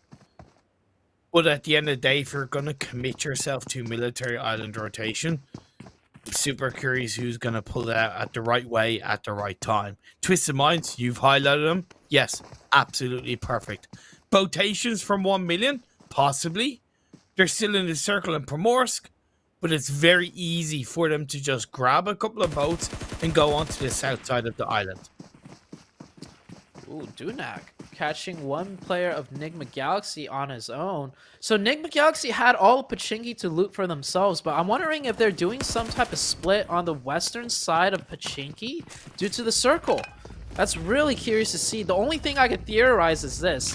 They want to control the traffic on the western side of the circle so they could take a botation later on into Military Island, but other than that, they have no real reason to be looting over there when they had all of Pochinki for themselves. Were they possibly looking to grab vehicles? Some early vehicles, No. then go to Pochinki, then loot up? No, Ralph had no reason to be that far up to look for vehicles. They had all their vehicles in play. So, honestly, like I said, the only thing I can imagine is they wanted to control the traffic of the western side of the circle. So later on, as you know, that factor compounds when they control more of the west and control the traffic, they'll have an easier navigation by botation onto Military Island. Otherwise, they just control the center of the map to control the bridge area, and they stay in Pochinki and rotate on out. So, I mean, we're going a lot into this, but this is a Nigma Galaxy team, after all, that got 3rd place in the PMGC. So seeing them adjust so drastically in such a different way does really pique my interest. It does mine as well, for sure. Now, the last time we saw Nigma lose a player early on, they end up coming in like 3rd, so on one hand, yeah, it worries me what we just saw, but on the other hand, it kind of doesn't, at least as of right now, and turns this for a super weekend. CONQUEROR are going for a bit of a bridge camp on that western bridge. Stalwart have gone for an early rotation onto Military Island. Twisted Mind, not only did they go early into the circle, but they created a massive 4-man spread on the southern side of the island. Their thought process is, well, 2 to 3 other teams could be thinking the south of the island is clear, it's safe, because nobody tends to stick around there. We're going to stick as a spread, and we're going to be able to take advantage of them. I like that idea. Yeah, not only that, that southern side of Military Island actually has a good amount of loot. Seeing the split they're doing, they're each taking one of those bigger compounds on the southern side, and I love that. They don't go into Novo to loot because they're not sure what teams might adjust to this circle and end up in Novo, and then they're caught on the edge side of the circle fighting.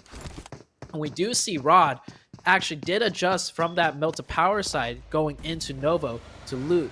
So in a way, Twisted Minds, not only do they set up a potential split to catch teams off guard, they're also doing a split loot, which is one of the more safer ones because they don't have too much VOD footage review to study off of to know exactly how teams adjust to a military circle.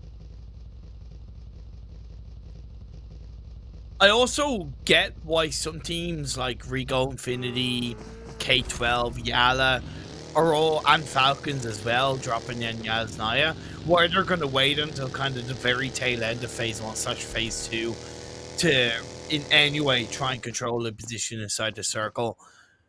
There's just no point rotating from the distance they are from this initial Phase 1 with the lack of loot they would have. They're just better off waiting. I would agree with that. The faster they rotate here, that just means the faster they run into teams at this point, because they're so far away from the first circle zone priority. I do see the ONEMILLION taking a botation from the Primorsk side, but they're not doing a full committed rotation. They're sending like maybe one player over for now, and they have 3 players still in the city of Primorsk. Yeah, I do like that, because this is not like a 70-30 military zone island. This is like, there's quite a bit of the main island still left into play, and we could easily see a hard shift back onto the main island. Worst case scenario, but best case scenario for us is it shifts right onto the bridge area, and we see a straight up 50-50 coming into Circle 2 with a lot of water left in play. Of course, context on why we're not really talking too much about what is directly going on the screen, and we're definitely more focused on how teams are reacting to this phase on and where they're currently located, because it's clearly a more important aspect of this early game. The highlight, KAMIKAZE did send it across early enough in this phase 1 blue zone. Revolution landed in Military Island. They're already there. They have a 3-1 split. Now we look at phase number 2. It's good, but it's not the best circle shift the teams would like. Yeah, there's still that question mark right there. I would say it's like a 70, 65, 35, more likely to be on the military island side. But I mean, we've seen time and time again, when it should go one way, for some reason, it always goes the other way. So it's still a lot to be answered as we watch the rest of the gameplay out in K12. They have 2 in the northeast of Kameshki and 2 in the northwest of Novo. Am I seeing this correctly? Yeah. That's It's interesting. like probably the biggest split I've ever seen in PUBG Mobile. Yeah, tell me about it. So I don't think we might see too much action. I think teams are really still setting themselves up positioning-wise to figure out where the zone is going to go. No teams are committing to a fight, because it's like, if we commit to a fight here, we don't even know if we're going to have to migrate to the other side of the island, and it slows down that rotation that teams are all trying to prioritize right now. Because going into the 3rd circle, teams want to move fast if it goes up into the northern island. Teams want to move fast if it goes on to the military island side. So we might see a bit slower of a game right now. It's been a struggle bus of the first 2 games for NASR, but I gotta say, between phase 1 and phase 2, they put themselves in the best position. I always look for a team kind of going into that very, very coastal line of the mainland center point, because it's technically the shortest distance of a swim over to the military island. Now, what's made it even better in my eyes is that they've already sent a player across onto the military island, Batika, just as an anchor point for the phase 3 potentially going over to the military island. So I really appreciate that. Yeah, I think the first time I ever seen this strategy being done was maybe a year and a half ago by a Chinese team. I was watching the PEL, which is their tournament over in China. And I think teams have started noticing this, and it actually works out really well. To get that anchor point, to get that heads up info is really crucial. And as far as which way the circle goes, you have information on both sides. 1 million right here, taking this position early on, gets rewarded with 1 elimination point by Jabal. And we're down to 62. And we're about to head into circle number 3. That was a mistake in my eyes for KAMIKAZE, because they were, 1, over a military island earlier than 1 million, and 2, you're 2/3 of the way through phase 2. If you don't have your player locked into a position this deep into the circle on phase 2, you're asking to get caught out like that. So bit of a fluff from KAMIKAZE. Yeah, I don't mind KAMIKAZE going there, but if, like you said, if they did that in circle 1 and got that position early, sure, makes sense. You're doing this midway into like circle 3, that's too late. Teams are too fast. Teams will set up in all of those nice positions already. And the next circle shift, okay, here we go, Imperium. It does go down into military base island, and there are multiple teams that have yet to plan across into that military base side. NASR, that 3-1 split, well, that's going to work out beautifully for them. Okay, let's go! It's CONQUEROR Rock engage onto YaLLa. Powerful gets knocked, eliminated. Boom, goes the dynamite. It's even better for NASR because their northern edge of the circle position isn't really like a big focus. Okay, a couple of teams are hovering around that area, so we'll have to wait and see if they're going to be able to deal with any potential pressure on that beach side of the military island. That's some good defense from CONQUEROR Iraq. Some very decent defense.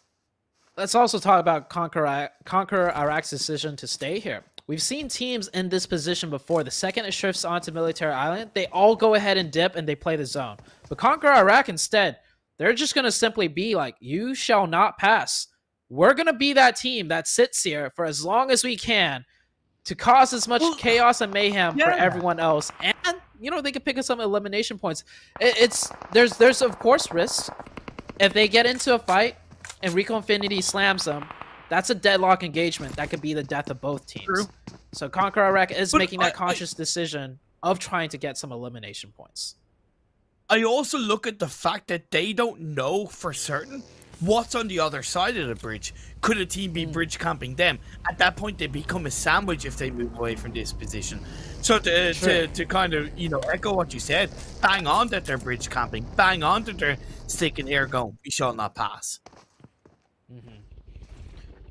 So it looks like, and in fact, now that you mention it, maybe they want to take a few minutes to not rotate, so it gives the team on the other side of the bridge the thinking that, like, oh, there's someone else camping the bridge on the other side, we may as well go into zone. So it works out beautifully. But the Falcons and 963 taking a fight in the blue zone, both of these teams trying to rotate in on that eastern side of the bridge in the blue. But Falcons are definitely losing this one as 963 with those double knocks pushing on in. Wait, hold on a second. Where's that other player of 963 going? I thought he was going to wrap around. Zuxi just... Zuxi's like... yeah, I know. I thought he was doing that as well. Yeah. Why would you... What? Like, surely you ride as a team and you die as a team. One, you could have kept yourself up as a 3-person team, and 2, you could have gotten yourself 3 extra elimination points. Yeah.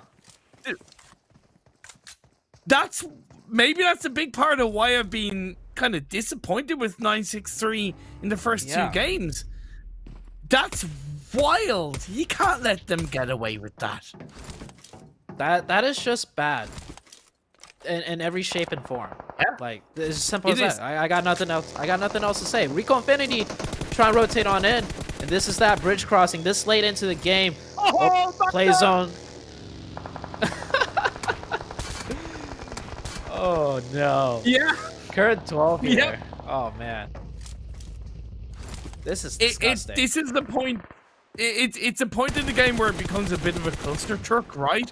You know, right now, these are, with all due respect to the players, these are like the weeds. Right now, the weeds just need to be picked off, and then we'll be left with the blooming flowers of 4 to 5 teams who are inside the circle, and then we can kind of really get into the meat and bones of this Game 3. I feel sorry for all these teams because the circle shifts have not been the best right from the start. But yeah, they're in the position. They're in the position. CONQUEROR, by the way, they just ended up bridge camping the other side. So they definitely wanted to stick to that you shall not pass meta instead of just focusing on the zone. And kudos to them. That circle has shifted once again, by the way. It does center on up onto the northern side of military base where we saw NASR make that cross. 1,000,000 Esports and military base. They got to rotate themselves. And here we go. CONQUEROR, they got a breach on in now. Now, for the first time, they are getting gate kept, and they have to take a fight with a team to get into the next zone. But RTG playing so quiet. Beautiful bait. And they pick up 1. They pick up a 2nd. It's just a knock, but it's something. It shuts down, it slows down CONQUEROR Iraq. And they've been thrown up by Vito. Has to be careful. Goes back behind the tree for the time being. They did lose a player early on. RTG. I don't really call their position like the best position to be in on the edge of the circle, but the spread has really worked in their favor. Plus, silent, quiet as a mouse, allowed them to strike like a venomous snake into the wild. But CONQUEROR Iraq have been put back up as a 3-person team, and they're going to disengage across the road and hold onto the western edge of the circle. Yeah, they realize they don't want to take this fight with RTG, so they're gonna just try and circumvent them, find some other spot in the zone. Maybe there's some shacks, some houses that they might go for.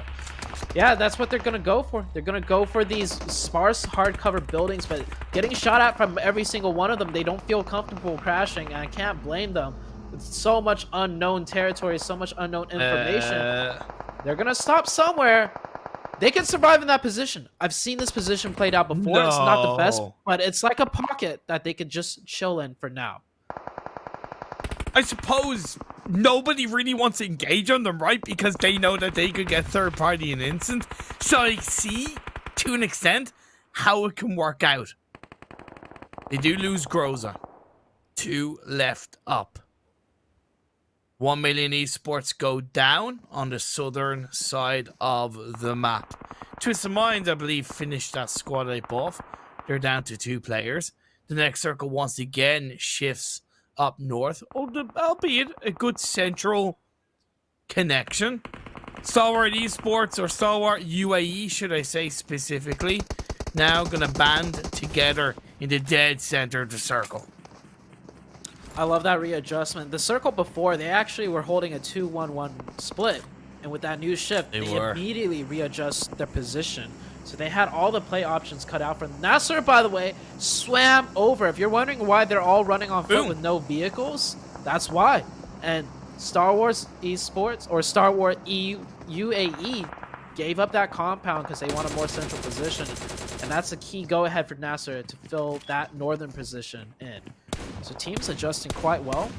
Not all the teams are in yet. We're going to see some teams go out here, and some more fights will ensue very quickly. We're down to 31 players left alive, and I love how we've slowed down considerably after all the teams that did not get into the military base were eliminated. You talk about slowing down, and no wonder players has been knocked. But you know the way 963 disengaged away from Falcon and moved into the circle and were technically ahead of Falcon? Falcon actually ended up, between the last circle and this circle, still ending up ahead of 963 on the edge of the circle. That's wild to me. And I say that as a negative once again towards 963. I'm sorry if it feels like I'm going a bit too hard on them, but have to point it out, as I pointed out, as KAMIKAZE whittled down to 1 player trying to defend against RTG. They're outside of the circle. I can't see them surviving for much longer, as J9 is going to push with the UMP. They being thrown out by KAMIKAZE. They do get themselves up at least as 2 players. Now they're going to look to disperse. They take their shots, and there we go. KAMIKAZE finishes out RTG. They gotta move their way into zone. They see a shack. There's 1 Rico Infinity player in there. It all comes down to if that Rico Infinity player can get that pre-nade in. That will change everything. On the southeastern side, we see Twisted Minds trying to breach into the zone.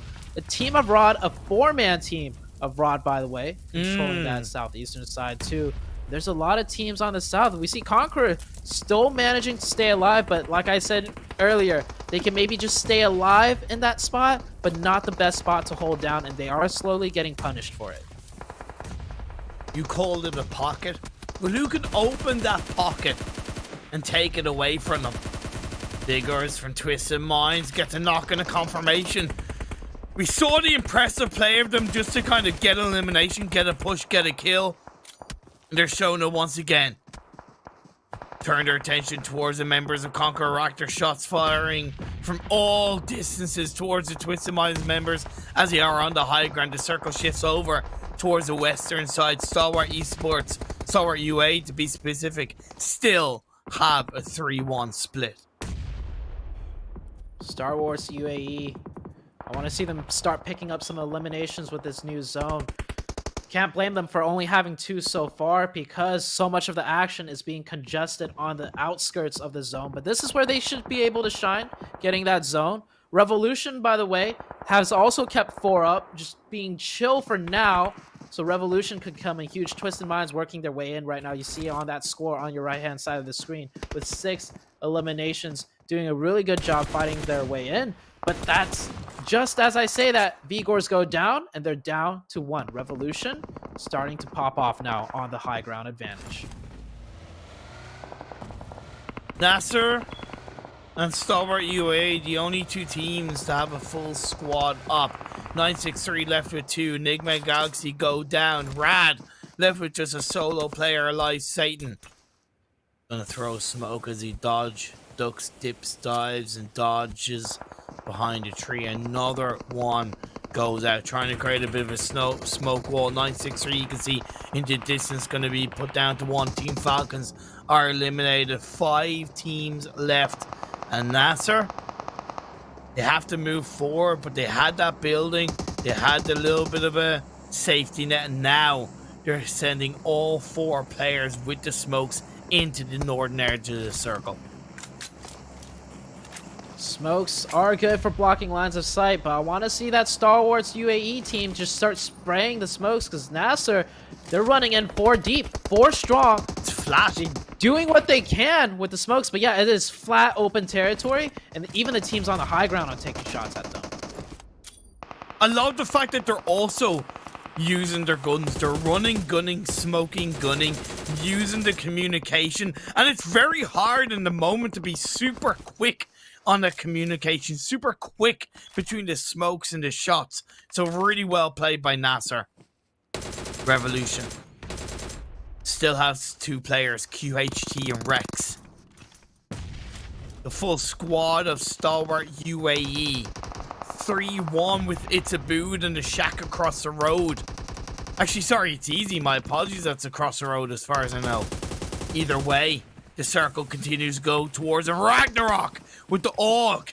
Opens fire, connects the bullets, and that's the door swinging through. Unfortunately, a third party by Rex is going to get a knock on the Batika, and NASR Esports are being whittled down. The smokes are dispersing.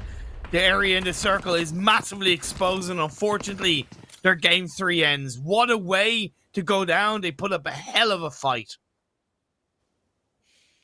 Stalwarts UAE coming alive now. One of their players is knocked in that shack, but good smokes cross on over. So Revolution, 3 up. They have somewhat of a ridgeline to take these peaks, but the circle goes towards Stalwarts UAE, so they get that zone blessing. We still got 1 member of ROD left. He might come into play and help out the Revolution team, as that ROD player is creeping on force. He might catch off easy there, holding that angle split on that shack side. Here comes the push, though, out of Revolution Imperium. Are they going to work this one out? They're going to take a little more time, maybe put in some more shots as the ROD player goes down. We're down to a 4v3. Just like in PMGC East, this is going to be to infinity and beyond for Revolution. They landed in Military Island. They played it through comfortably, but now their final fight is going to come through on the southern edge of this phase 7 as the blue zone creeps closer towards phase number 8. Stalwart do have the biggest, strongest position in the circle. They have the most bullets, they have the most shots, they have most control, but it's not without Revolution putting off a fight. They're down to just 1. Easy across the road was a surprise attack on the Revolution. Elijah finds a boot, but he has very little cover. He has no utility. A shot comes through, and that's a chicken dinner for Stalwart UAE. Congratulations to Stalwart UAE. The pacing of that match was definitely different. We saw a lot of early game action due to those circles, and then as all the teams that just didn't make it into Military Island, I mean, it slowed down a bit. And the zones after that were quite nice. It centered up each and every single time. Teams got time to work their way in, to fight their way in, which is why we saw a slower pacing. But ultimately, Stalwart UAE, I would want to say they got those circles. They got that circle blessed. But before it came down to that late game, they held a nice 2-1-1 split. And even at the late game, they held a nice 3-1 split that controlled both sides of the road. So good adjustments out of the chicken dinner team of Stalwart UAE. Yeah, can't argue with that one. And instantly we're going to go to a break, and we'll be back with the highlights, match rankings, and game number 4.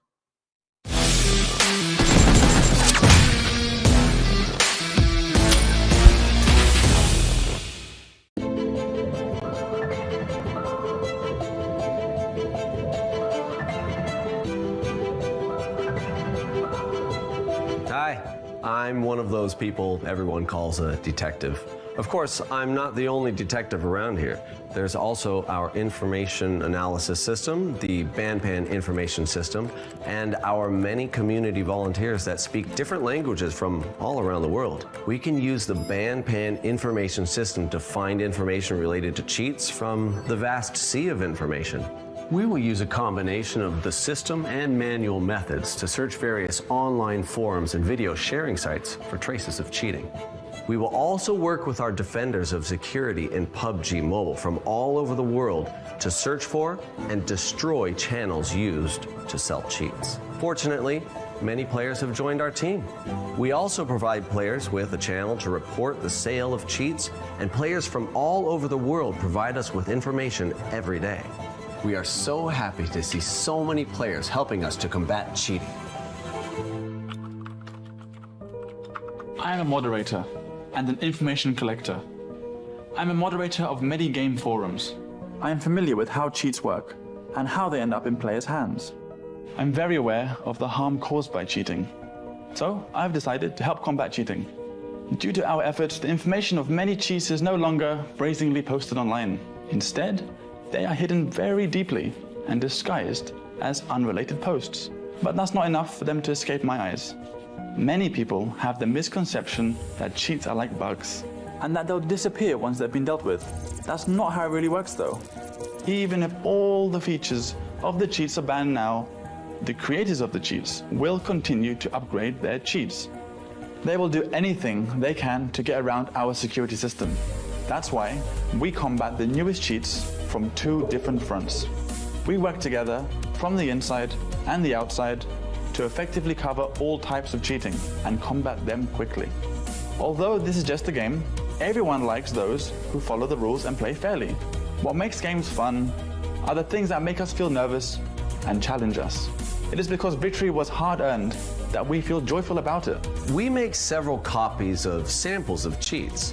One copy is submitted to the security team so we can study their operating logic and enrich our AI identification strategy to update our defense system against new cheats in a timely manner. Another copy will be kept as proof to punish the people who develop the cheats. The moderator just sent over a sample of a new cheat and I want you to take a look at it. Let me see. We've never seen this cheat before. It has a special way of attacking. We just analyzed it and identified some of its characteristics. I think we can use this cheat's behavior to improve our coverage of other cheats. I understand how it works now. This sample is very helpful to us. We can use this to develop more targeted countermeasures. And by learning how it functions, we can greatly improve our sample database. Okay, let's get to work. Yeah. Other than combating cheats through the system, we also want to attack the origin of cheats through other methods. When it comes to people who develop cheats for profit, the legal approach is a good one. We have a professional legal team, and we believe they can bring these people to justice.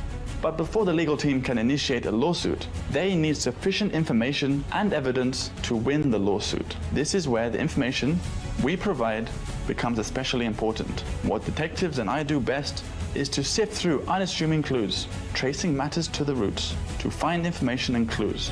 The more information we have, the closer we are to victory. We received some exciting news today.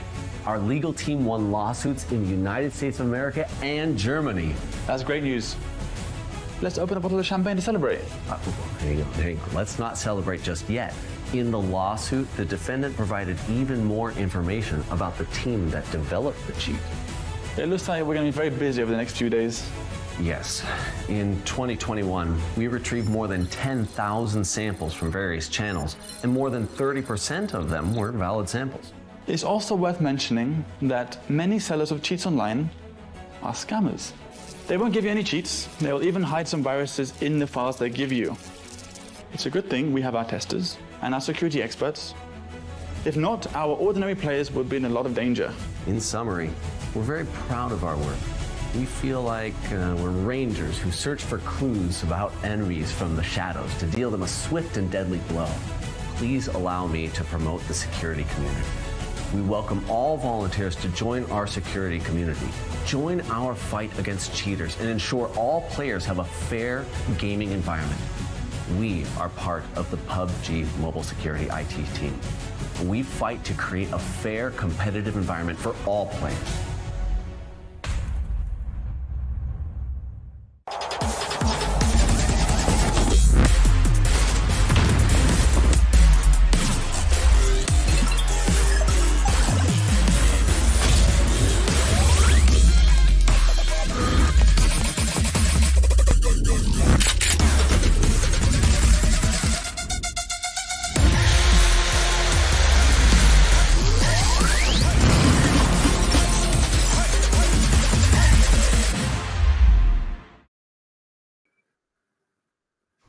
Welcome back after a little bit of a longer break after game number 3, the PMPL Arabia 2022 Spring Split.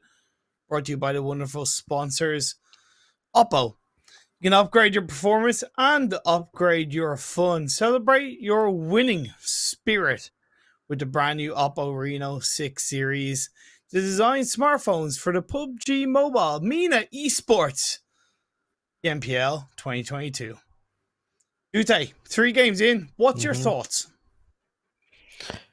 PMPL is always just way entertaining. I mean, that's pretty much it. We've seen something really different out of all 3 games, and I'm not even talking about results from teams. I'm talking about the circles themselves and what teams had to do to get towards the late game in each of those zones. It's very dynamic from one game to another, and it's just pure entertainment.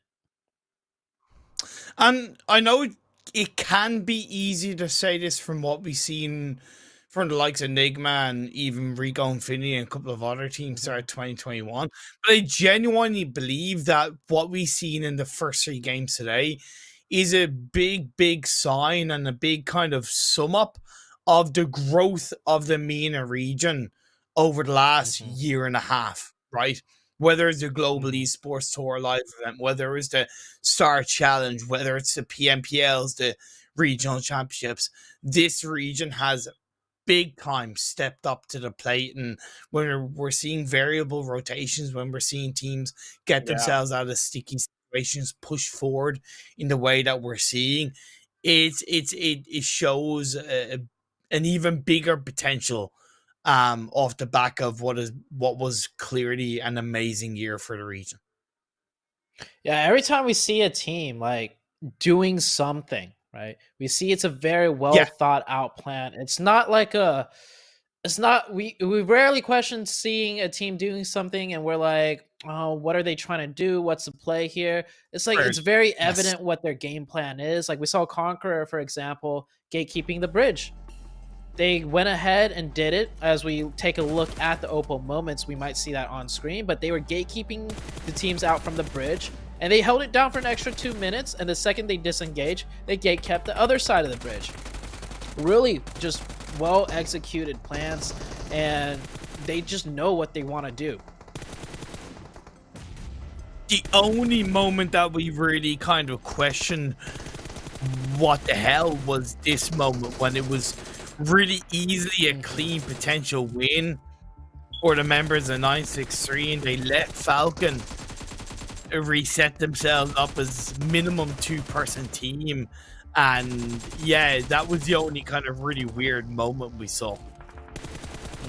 That was pretty much it. All the other teams either just couldn't fight their way in, and not to the fault of them, but just because other teams played their positions so well where they were supposed to, you know, take the fight and take the win. And NASR, shout outs to them. They had a way better game in this one compared to the first 2. So they at least put up some points. I thought their reaction to the circles were perfect. Their positioning was fantastic. I did say, I think it was on like phase 3 that kind of, you know, if the circle shifted down south, that it was flat terrain in front of them on the beach side. And that kind of was the case. But still, the way they dealt with it and they tried to push using the smokes, you can't argue. They just hit that brick wall towards the end. And Revolution, I know they didn't have the best of game 2s, but game 1, game 3 have both been massive Mhm. successes on that kind of coastal line.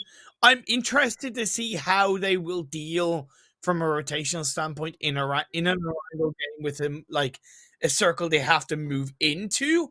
But in terms of the first 2 Erangel games, they've proven to be able to control positions in the circle. Yeah, and so Stalwart UAE coming out on top.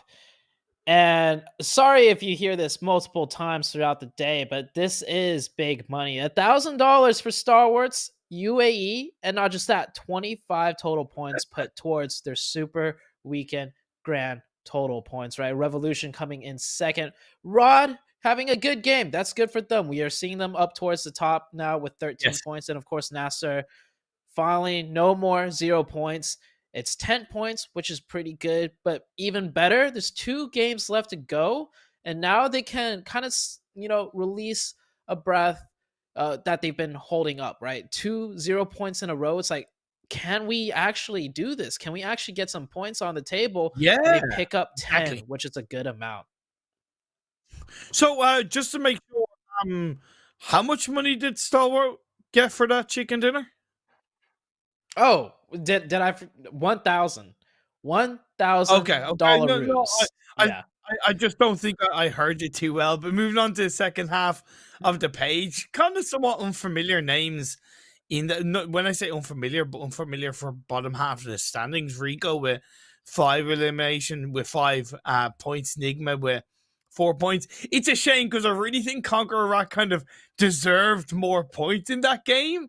It just didn't work their way in terms of teams didn't fall for the trap of a bridge camp. Yeah, I think that's a learning lesson to be had for CONQUEROR too. We've seen in previous tournaments, like maybe years back, maybe 2 years ago, teams could get a lot of eliminations bridge camping because so many teams panic. They don't know what to do. They don't know how long they could survive in the blue zone. So teams will just all start trying to drive past the compound. Teams back then also didn't know how to take fights at the compound. So they just try and drive on through and rely on a little bit of luck, and you get a lot of eliminations. But nowadays, the meta has shifted. And for CONQUEROR, maybe that's a learning point for them. They wasted, or I wouldn't say wasted. They tried to get eliminations camping the bridge for so long, but they barely got any. So maybe next time around, they're just going to prioritize that rotation instead. Yeah, exactly. I really feel the initial bridge camp on the mainland side was very heavily about not having the information on what was across the bridge. So just kind of waiting a minute or so. Yeah. But it was definitely the second half of that bridge camp on the military island side, which, as you said, was just, just that kind of slight, maybe wrong decision that they will and should learn from in the future. It is what it is, though. It's hard to kind of predict all the time. Moving into the fourth game, though, we're getting Sanhok for the very first time in the PMPL Arabia. Is this just going to be a little bit of clusterness because it's the first Sanhok game, or do you think it might be a little bit too passive because it's the first Sanhok game? Well, the very first thing I want to address is the hot drops, right? Sanhok, a much smaller map for 16 teams to play in, and we might see some hot drops. Sure, these teams might have had practice, like scrim-wise, outside of the official matches being broadcasted, but you never know in scrims what one team's going to do in scrims versus what one team might do when it comes to the actual matches, especially coming in the Super Weekend. So very first thing I want to see is there going to be any hot drops? And if not, well, are these teams feeling confident enough to play aggressive? Because that's the name of the game when it comes to Sanhok. Your gun skill, your team synergy when it comes to those fights have to be fast and quick. I love the fact that in the one map where we're most used to crazy circle shifts and hard circle shifts for the teams, we actually get probably arguably the easiest phase 1 circle. Yes, it does have a good kind of 20 to 30% of the circle in the water, but it's on the mainland. Teams kind of give or take know where it's going to land in Sanhok. So it seems like this day is a little bit of an upside down day per se. Yeah, this first circle far towards the east. It is a weird day as far as the circles are concerned. But no team's really doing a hot drop. We see K12 doing a split drop that does kind of stretch into a split drop of Revolution. So we might see a 1v1 there. And I see a lot of splits, honestly. So many of these teams definitely feeling comfortable enough on Sanhok to split up a bit. But here's that 1v1 I was talking about, Imperium. Rex starting off with the disadvantage, down to 60% health. No weapon? No, he does have one. Bardashani doesn't have a helmet. But at the end of the day, he still wins the 1v1 trade against Rex.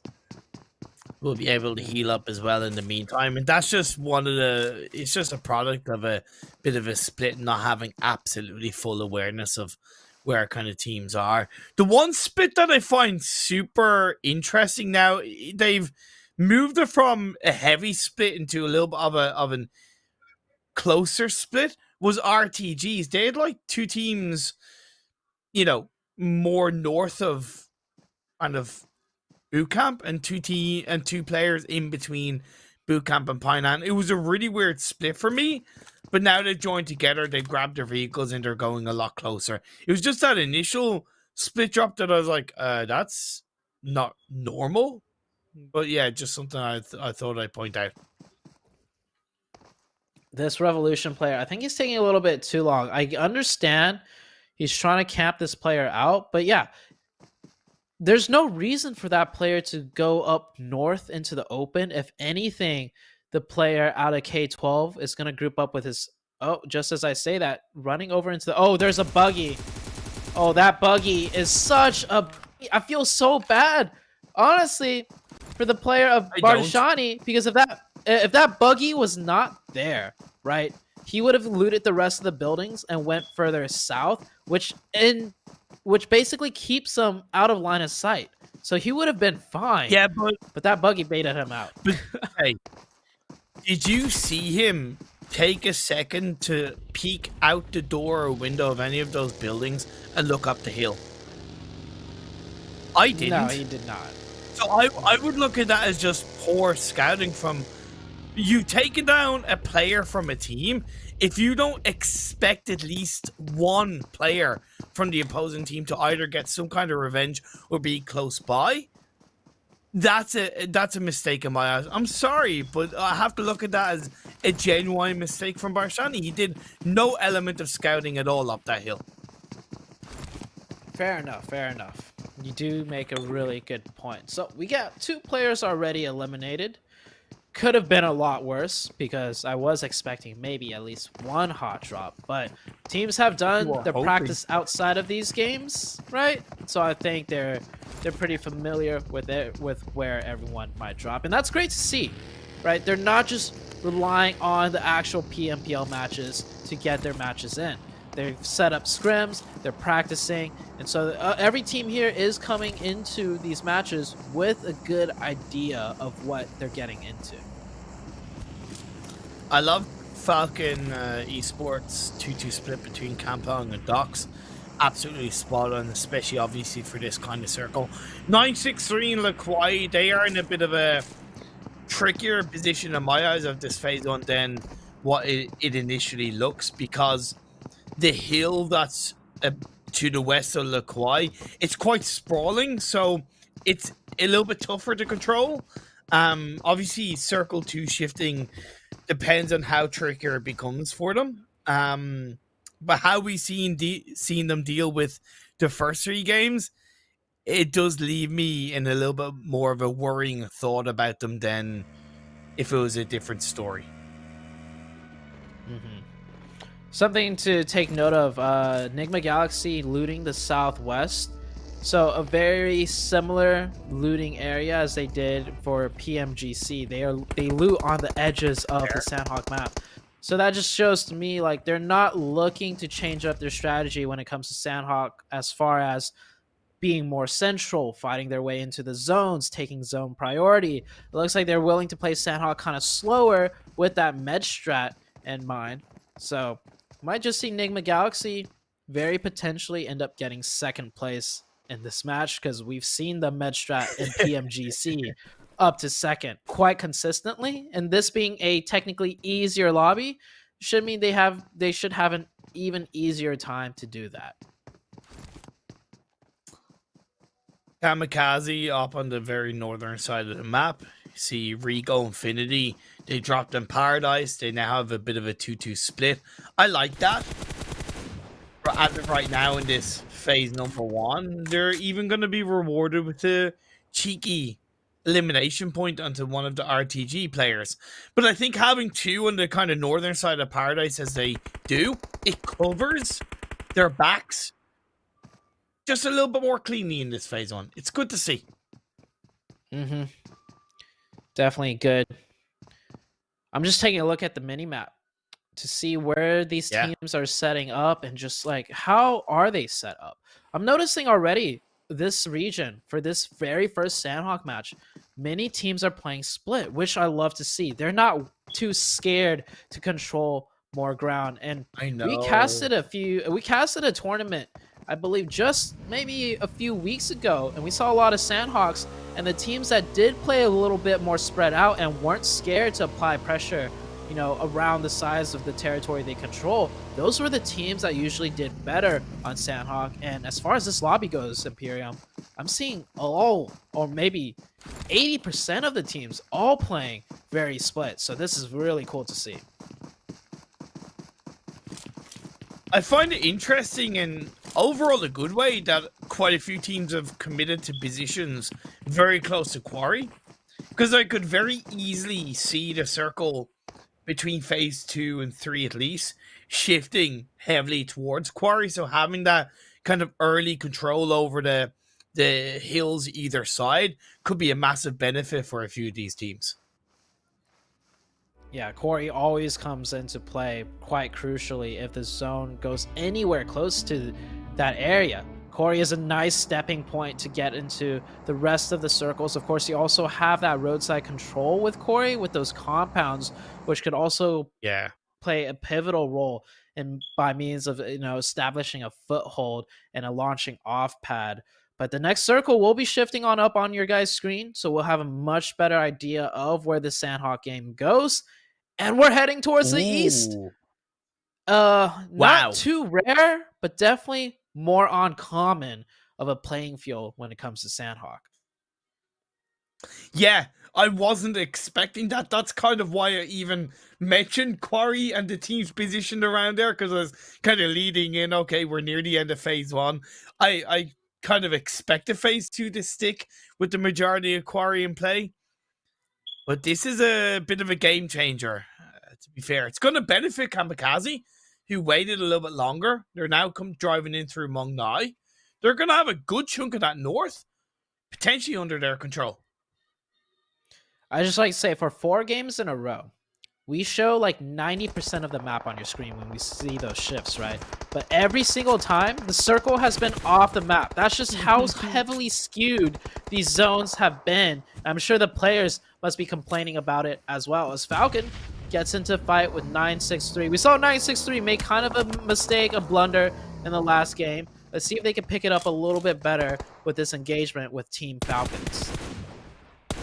I hate to say I told them so, but I did tell them so. I highlighted how the Lakwai heals are quite sprawling, so controlling is extremely tough.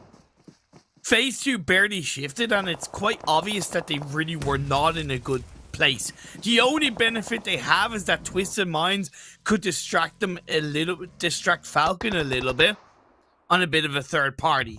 It's been the case initially as Vigors is knocked. It's a little bit out in the open, Kaido, but unfortunately Kahatan cannot get the shots off out in the open. Revive being played out by Twisted Minds, which I do not agree with in the early stages of this fight. Leaves a lot on the shoulders of Rokas to get a counter knock. It might be played through. Boom. Job done. But Damar, you're in the flank. What are you doing with that flank? DeMar's trying to find that angle downhill, but that angle might just be too steep for DeMar to see anything. Plus, the Twisted Minds have some smokes down, and there is a rock for hard cover, so all they have to do is stay behind that rock. Rolkis playing ever so slowly, creeping on up, getting more territory control. This player is going to push on up. Falcon trying to get a risky revive here. I don't think it's going to go through. Never Alone realizes that, and he's got to drop that revive. Rolkis should find the next opening knock here. Another Falcon player going down. There you go, seeing in the kill feed. Never Alone. Definitely kind of left alone now. Ooh, Rolkis has to prone down. Twisted Minds need to really take control of this fight, and they do. Vigor's the first player to get knocked in this altercation. Gets a counter knock of his own. And now DeMar, I believe the last player up for Falcon indeed. He's just going to have to disengage at the very, very edge of this circle. Great turnaround by Twisted Minds, but also just a bit of a weird counter by Falcon in how they seem to try and set that fight up. Yeah, I get the whole idea of having the off angle, but sometimes if you don't find an effective one, you have to readjust. We saw DeMar down there for far too long. If he wants to keep his team alive, he's got to take it up upon himself to do something. It might not be, you know, the safest thing to do, but otherwise, you're just going to pretty much let your teammates down. And DeMar, that might be a learning point for him. As we get the next circle shift, it goes up on north. So teams like Nigma Galaxy and Dunak do have to continue to rotate. Same with Twisted Minds, but at least they have picked up some elimination points already for themselves. I can't argue with this circle shift, especially compared to phase 2. It's kind of less of a ping pong and just more of a, okay, it's away from Quarry. That's good. However, the ban hill is in play, and that's a very tricky kind of hill to play around. Not necessarily the hardest to control, but if you're a little bit tunnel visioned, you can get caught off guard. We'll have to wait and see what comes through as Rico Infinity looking towards the players of 1 million. Outside of Paradise Resort, 1 million played from the coastal line of the mainland. Good shots from Gaga to begin with.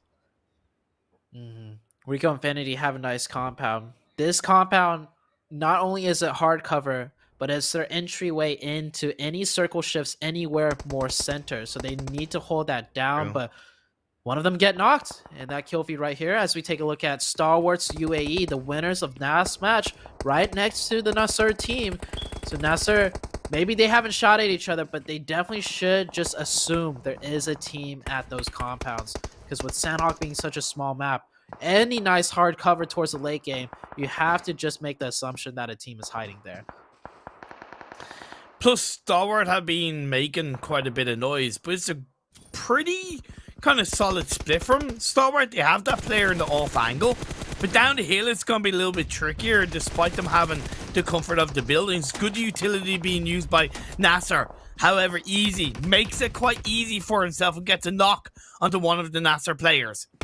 Instant revive because they're together could work out. If I were NASR though, I would low-key disengage. I don't often say this, but they have quite a bit of space around them on the south. They could easily just move away from this fight. I would disagree with that. We're heading into the late game where, yes, they can move away, but they would move into another team. And at least in this situation, they have somewhat of info and control over Stalwart. So they're just trying to break that defense. At this point in the Sanhok match, you should be looking to clean out some sides of your circle, because if you don't, you're just going to end up sandwiching yourself further and further in between teams. So NASR, I think that's the game plan right now. They're starting to scout around, like, where else can we go? But they definitely know in the back of their heads, if we go somewhere else, we're probably going to have to take a fight just the same as we're taking this one with Star Wars. Twisted Minds getting into fight with Nigma Galaxy. Nigma Galaxy, couple of teams doing some med strats here. Usually we see Ralph with all the meds. No, he only has 3. So they've passed off the meds all to one other player, and that might be Hamodi, but Hamodi is knocked. Yeah. I don't know what Nigma are kind of playing at, but it seemed to have gone horribly wrong for them in this Sanhok game. Don't know what really is going on. All the while, the next circle has popped up and it's shifted up towards the northwest. Rico's compound that you said was pretty damn good in the previous phase becomes ever more important in this one. The 1v1 Starly finally starting to break out, and Ralph does get the better end of it. Does he have time to get that first aid off? He will indeed get that first aid off, and I think he's going to drive his buggy to his teammates' crate and maybe pick up the rest of the first aids. We'll know in a couple minutes time just how many first aids the team of Nigma Galaxy will be able to recover, as all the other teams from the southern side have to move on up. We have 50 players. Imperium still left alive. That 50 is gonna drop down to like 20 to 30 real soon. It's like it's building up, building up, building up, building up to be crushed down very soon. Dunak, who lost late in that 1v1 against Nigma, are gonna get third partied. And this is what I liked about NASR when they decided to disengage again away from Stalwart. You correctly pointed out they were looking around informationally to see where they could go. Okay, they're not quite in the circles because CONQUEROR is there the third party, but I appreciate what they attempted to do in that disengagement. Yeah, so now they're caught between two teams, like I predicted. They're getting shot from the side of Stalwart UAE because they didn't clear them out. And of course, breaching into the circle, you're going to have a team in front of you. So they've put themselves in this tough position. But I can't blame them. They tried to break into the Stalwart UAE defense. They just couldn't. So in a way, they're forced to do whatever they can at this point. And well, they're picking up some elimination points, potentially shooting at teams out in the blue zone. But yeah, it did not get knocked, so they won't pick up that point. Twisted Minds after going quite heavily and far from the eastern side of the map based on the previous circle shift. And they're fighting their way in as they pick up a couple of the CONQUEROR players. Rokas throws out a smoke as he pushes forward, pre-fires towards the rock, knowing that it's Rio is there. Just him and Caliga left alive for CONQUEROR. It seems like they didn't cover their backs. They didn't cover their behinds when they were looking towards the members of NASR. Do not go down. Don't know exactly who against, but they're out of this game, followed by Nigma Galaxy. Rolf couldn't survive for too long. Pre-nade being thrown out by Rio as he looks towards another member of Twisted Minds. He connects onto Vigor, plays around the side of the rock, looking for a second. Unfortunately, he loses that 1v1 against Rokas. Rokas clutching on up. By the way, Twisted has 9 eliminations. Love seeing it out of a team on Sanhok to have 4 members still up and just fighting their way into zone every sequential circle shift. Twisted Minds, definitely one of the more aggressive teams, and it's starting to shine through, especially on this match of Sanhok. Rokas will have up to 5 first aids, and I think he's going to just do the med strat, and the other team's going to full send in and maybe pick up 1 or 2 more eliminations. I know this game is going on, but real quick, they kind of remind me of old school 4 Romania men. Right, that's who they kind of remind me of, just playing edge of circle. I know they've had to push in to the edge, but that, you know, I see that shade of strength and aggression and kind of unity, as well as having themselves spread out. But either way this game goes on, it's Stalwart UAE. The crossfire from YaLLa, they do come out on top. They take down Hoping, but will there be a third party to dash their hopes and dreams? Ragnar proning in, the snakes come out to play towards the tail end. Unfortunately, Twisted Minds, they hit the brick wall that is, I believe, RTG. They're eliminated. 8 teams left up. 8 teams down to 21. Like I predicted, we're down to 20 to 30. So many teams just vying for whatever position they can. And Rod with a really nice position. It's got hard cover and it's in zone. Sure, it's a little bit downhill, but the only teams left up on the south side are a duo and 2 solos. So Rod should be able to mount that defense quite easily. Of course, Rico getting those nice circles, keeping 4 up alive themselves. And they're sticking their heads out right now to farm out some more elimination points. I love the fact that Prestige was still across the road up until this point. They even have another 2 players outside the circle. They are making sure to cover every inch of their backsides, knowing what can come out from the blue and dash them, thorn in the side. And as they look onto the final player revolution, we are 5 teams left in this game. Easy is taking out the end of Stalwart UAE, but a good valiant effort off the back of a chicken dinner in Miramar. 9 players left, 4 teams. Rico, Infinity, a full squad up, and we see RTG go down. It seems like there's a heal strat or 2 that's being played out.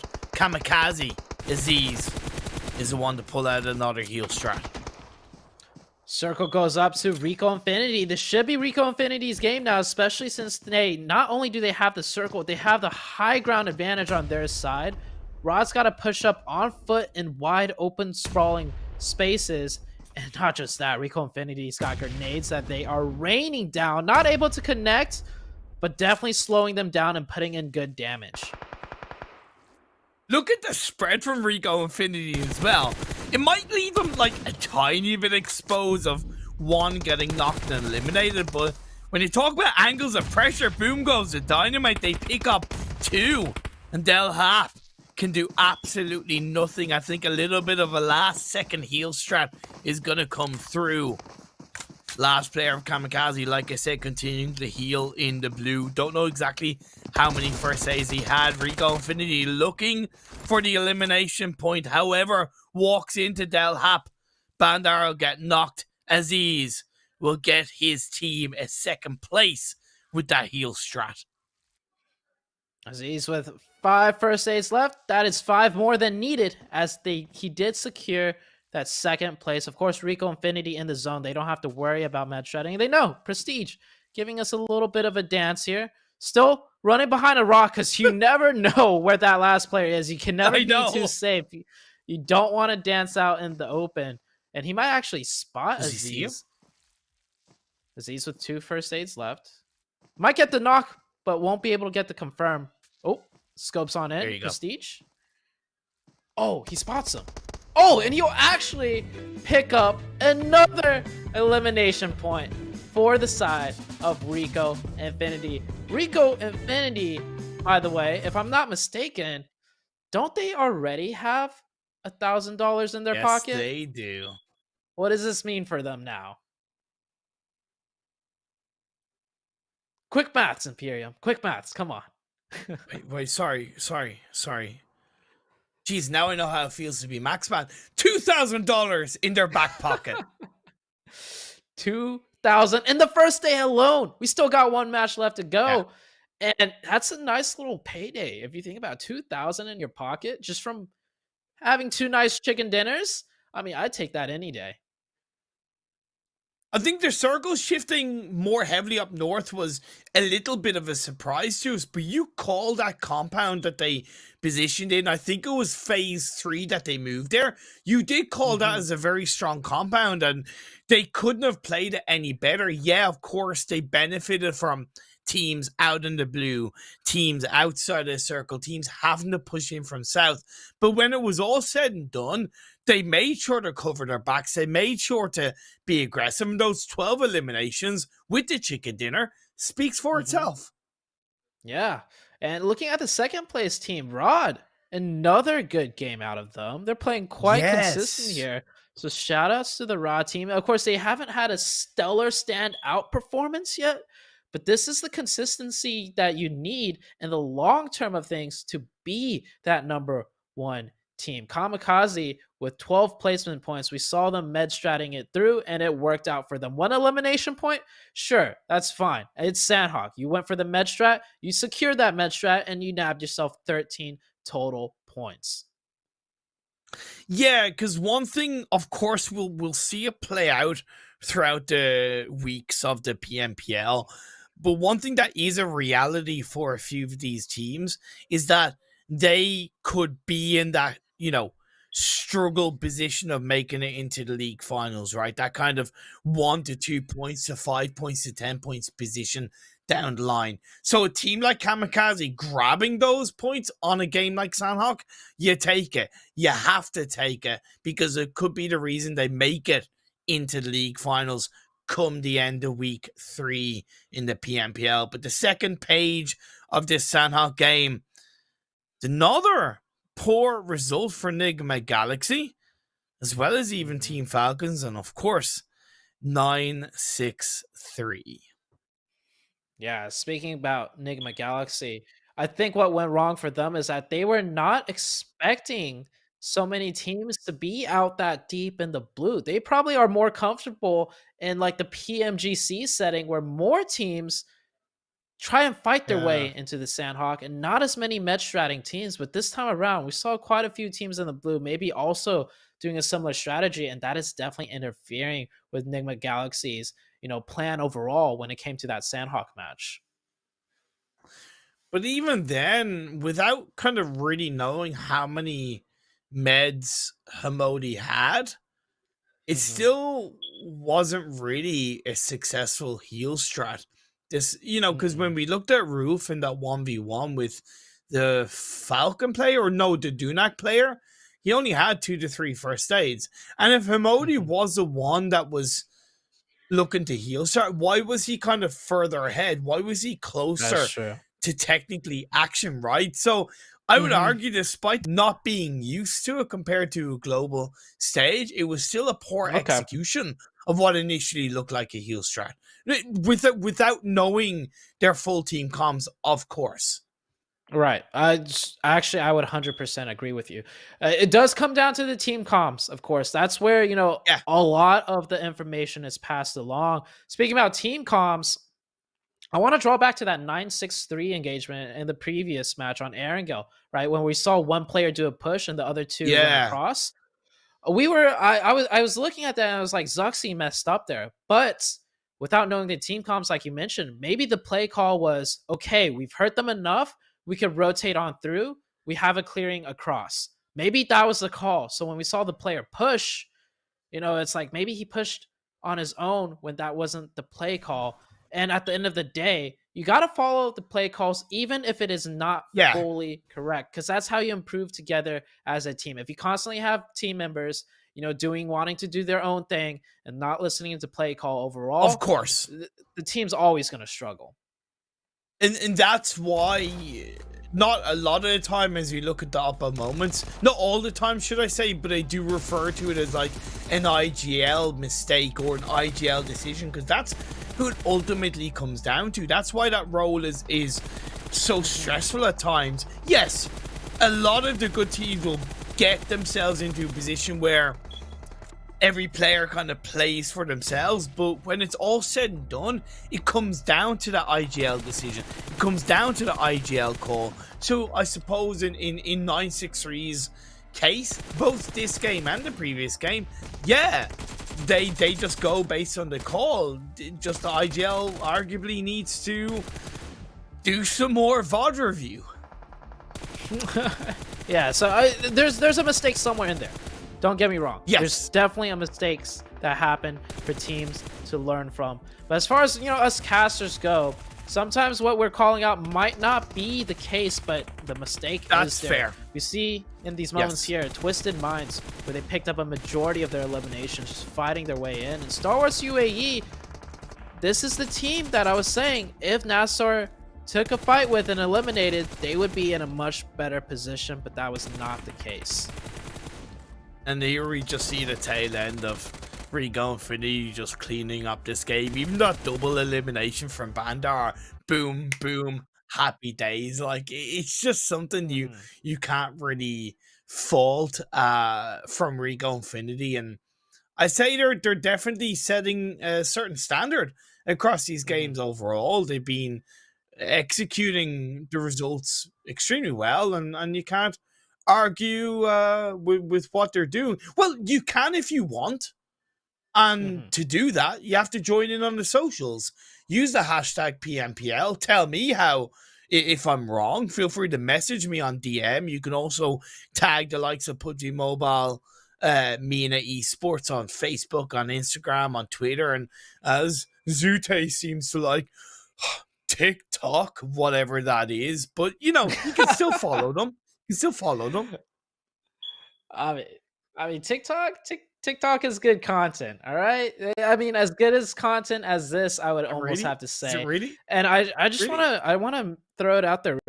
That Sanhok match, right? Typically, Yes. we're always saying Sanhok is the wild card in the group of maps, right? Where you don't know what to expect. Yes. That was probably the most normal game we've had today, and it was on Sanhok. Right. We've had two Erangels, one Miramar. That was probably the most normal game out of the day, to put it into perspective, just how crazy of a day we've already had. And we still have one more game to go in Erangel.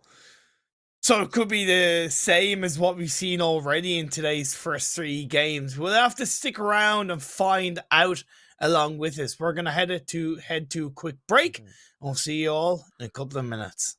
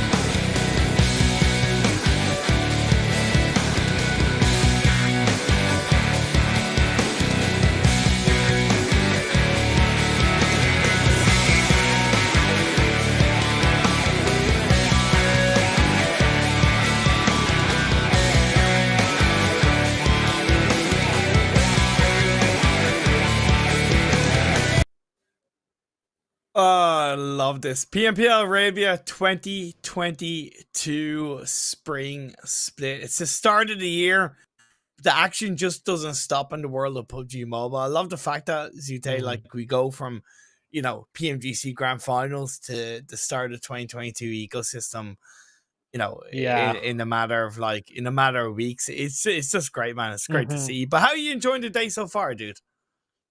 I'm doing great. Since you mentioned the whole ecosystem, I want to touch on that real quick. I mean, shout outs to PUBG Mobile, shout outs to just everyone running the entirety of the esports. Not only do we have the PMPL happening like year round now, there's also, you know, the other side of things, a PMCO, the third party, you know, tournaments coming into the mix of things. And it's such an exciting year for PUBG Mobile esports in general. I'm just so glad to be a part of it. And it's just as exciting as the games we've watched with how, you know, crazy everything has been. And I know this is only day one of the super weekend, but the hype, the energy out of these teams, like they're looking so on point already. I just can't imagine next week how much more they're gonna improve, and then going into the third week. And this is only the beginning of the year. By the end of the year, these teams will have put in countless hundreds more hours of practice in. And it's just like, I already can't wait for PMGC, to put it simply. That you know what? That's fair enough. You're gonna slow down, pal. Okay, slow down. I need to slow down a little bit. I love your enthusiasm. But now that you mention it, and we are going to be getting into the final game of the day real quick, I do want to touch upon something that Freak said in his interview that we watched at the start of the broadcast, that I think is very important, and not only fully competitive players need to realize this, but up-and-coming competitive players. Not everybody, of course, can afford to or is in a comfortable position to be able to do so, or feels out of the pressure to do so. But him and the team, right after PMGC Grand Finals, didn't play the game until 10 to 12 days before the start of PMPL. They took that mental break. I think you can resonate with that in a big way.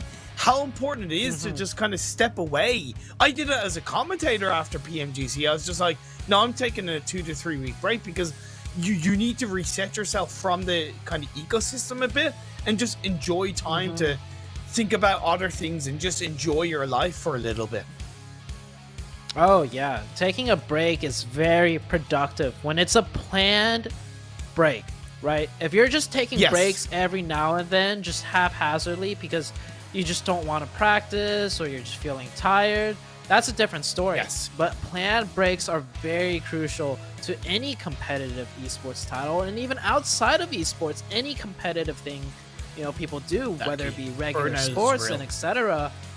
Yeah, burnout is real. So those planned breaks, those, you know, structured relaxation times do come in huge. And for the very first time today, we get a playing path that's a little bit not as favorable for all the teams playing. We get a very northern playing path stretching from the west to east. This could cause some trouble early on, but maybe with the bad playing path, we might see... Oh, never mind. The circle is... Yep. What? Imperial. For 5 games in a row... The edge of the first circle has been hanging off green. Now, we are showing, quite literally, 95% of the entirety of the map. But somehow the first circle always wants to hide from us when it comes to where it goes. And, okay, bad playing path does lead to some fights early on that teams might necessarily be prepared for. We've got a 1v1. Revolution takes down that player. But the rest of the 1 million, very, very close by. Oh, he actually pulled off a 1v2, maybe. Yeah, I don't know what to really tell you about this circle and name so far. Elijah tries to come out on top. Once again, a bit of a split push. The team go down. However, luckily the rest of his team is there to pick up the pieces, and ONEMILLION Esports go down very early. The one thing I do have to say about the phase on circle is at least it does complement the playing path. So technically, it's a little bit easier for a lot of these teams. 1 million already eliminated. Revolution definitely had that support in play. They do lose that one player, but major respects to that player that we saw. He pulled up with no helmet, no armor, just the gun in his hand to support his teammate. And he did go down for it, but he got a knock. But that's what you love to see. And a kill, I think, as well. Yeah, he got the knock and they got the confirmation. He just got traded and instantly thirsted. But it's like, that's what you want to see out of these teams, even at the PMPL level. The synergy, the teamwork. You might lose your life, but it's part of playing together as a team. So really love to see that. So let's talk a little bit about the circle. We have a very northern circle to the point where the northern edge is hanging off the map. What worries me the most, though, is that the center of the circle has that long river in play, that river north of Rozhok. And if the circle keeps centering up, we're going to get that 50-50 once again. Ooh. But how often do we actually see circles really centering up in today's games? The best we saw was Sanhok, and even then it was kind of a little bit towards the east/northeast. But yeah, there's a level of ruggedness, just to go a little bit back to, I suppose, Revolution specifically. There's a level of ruggedness to how Revolution play that is really exciting. Like, it's that kind of, you know, they're not afraid to push things. They're not afraid to kind of make mistakes.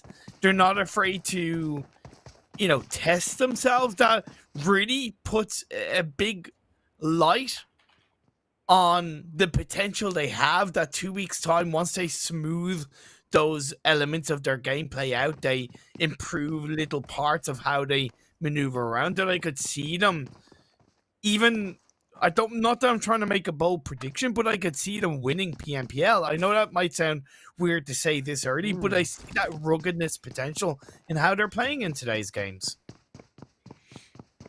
I think what you're alluding to is some of the top teams we have seen in the world. You rewind them back a year and a half, and what they look like, they look kind of like the Revolution team. Is that basically what you're alluding to? Yes, boom. I think that's definitely what I'm alluding to. So maybe I'm being silly by saying PMPL or this PMPL, but yes, that's definitely what I mean. Okay, yeah. No, I see what you're saying. When I see the way they play, it's like rugged, like you mentioned, or to put in another term, like not fully refined yet, but those same, you know, that style, the way they play, we've seen that out of some of the best teams in the world before they really got their practice in and refined their gameplay. So yeah, I think Revolution, they're off to the right start. It's just gonna take time. It's just gonna take practice. And coming into the new year, each year we do see teams, unknown teams, that have that drive to get better, that have that raw, undiscovered talent. And over the course of the year, they might just really show up and show out. I mean, last year we saw the side of Zeus come in huge in PMGC, major upset. This most recent year, we saw the team of Nigma Galaxy kind of showing up out of nowhere, almost to say, and they had, you know, quite a performance themselves. And this year, hey, who knows? Like you said, it might be too early to say, but it might be the Revolution team, right? Yeah, so exactly. Time will tell. Time will definitely tell. And way earlier on, there's something funny you mentioned I just want to bring up. We were talking about the hard shifts, right? And how you said the only normal circle shifts we had so far today were on Sanhok. So, my God, imagine saying Sanhok was your only normal game of the day for a super weekend. Yikes. When you put it like that, it seems pretty horrifying, to say the least. Twisted Minds looting up farm their normal drop area inside Erangel. You don't really have to deal with any potential like Stalwart rotating close by. They took their time to get to their looting spot because it was the plane path was quite heavily north, so of course they're going to take their time to move into this phase one. Dokun going up against Dunak, should I say, going up against KAMIKAZE. It's around the Everest position. Kante is able to at least get the knock on a reef, just to slow down the members of Dunak. And it seems like Dunak might be disengaging away, leaving Clever on his own.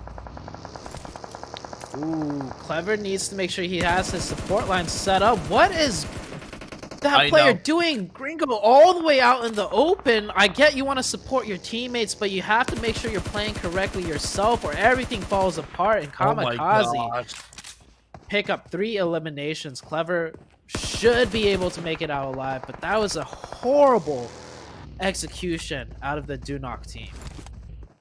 That must have been extremely poor communication, because as Clever was getting in the vehicle to drive away, Gringo was running up the hill.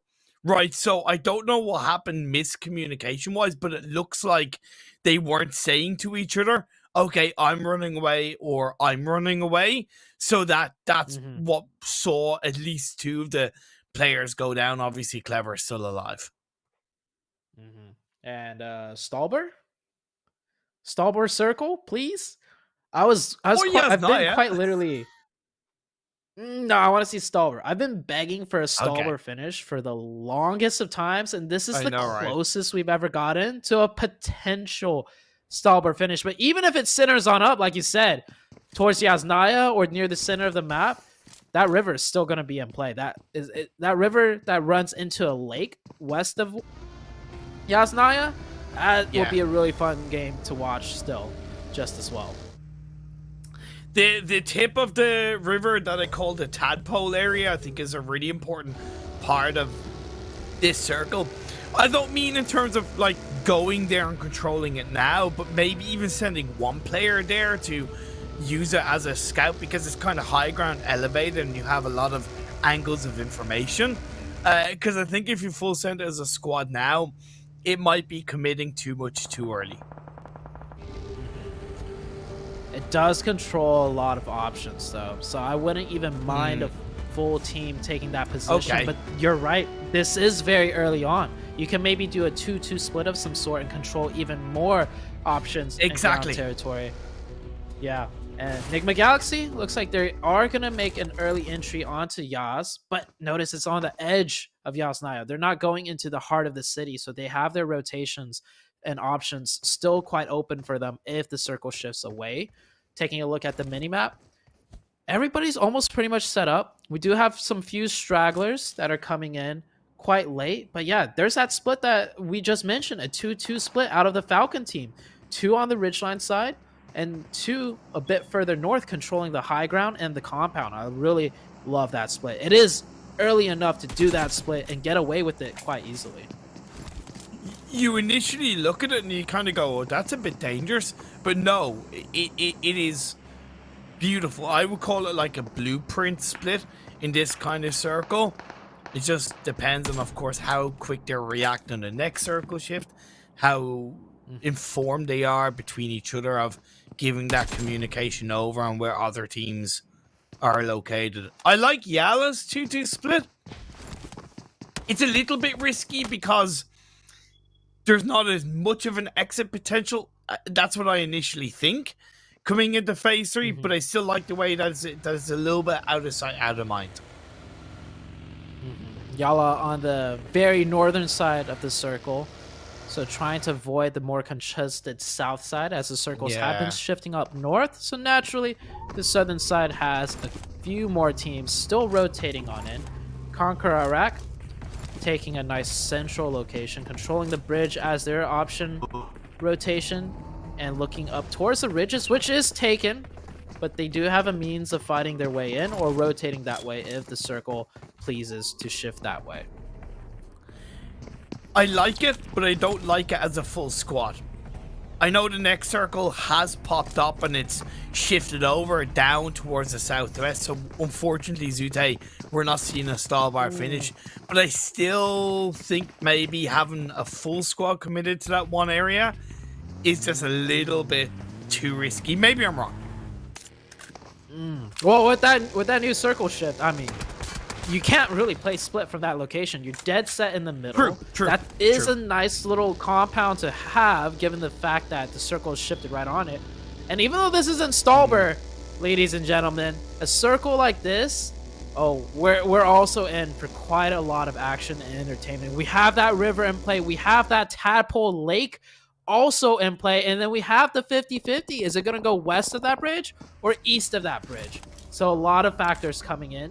And this one's going to be fun to watch.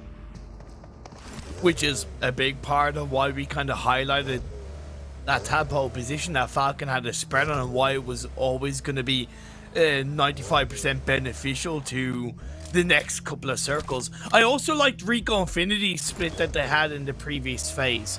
They're now going to be able to push upon YaLLa, who looked to react in a bit of a uniform manner. It's in the warehouse on top of this hill, the Severny Hill. It's a good hill to hold on to. Nice roof play by Ragnar.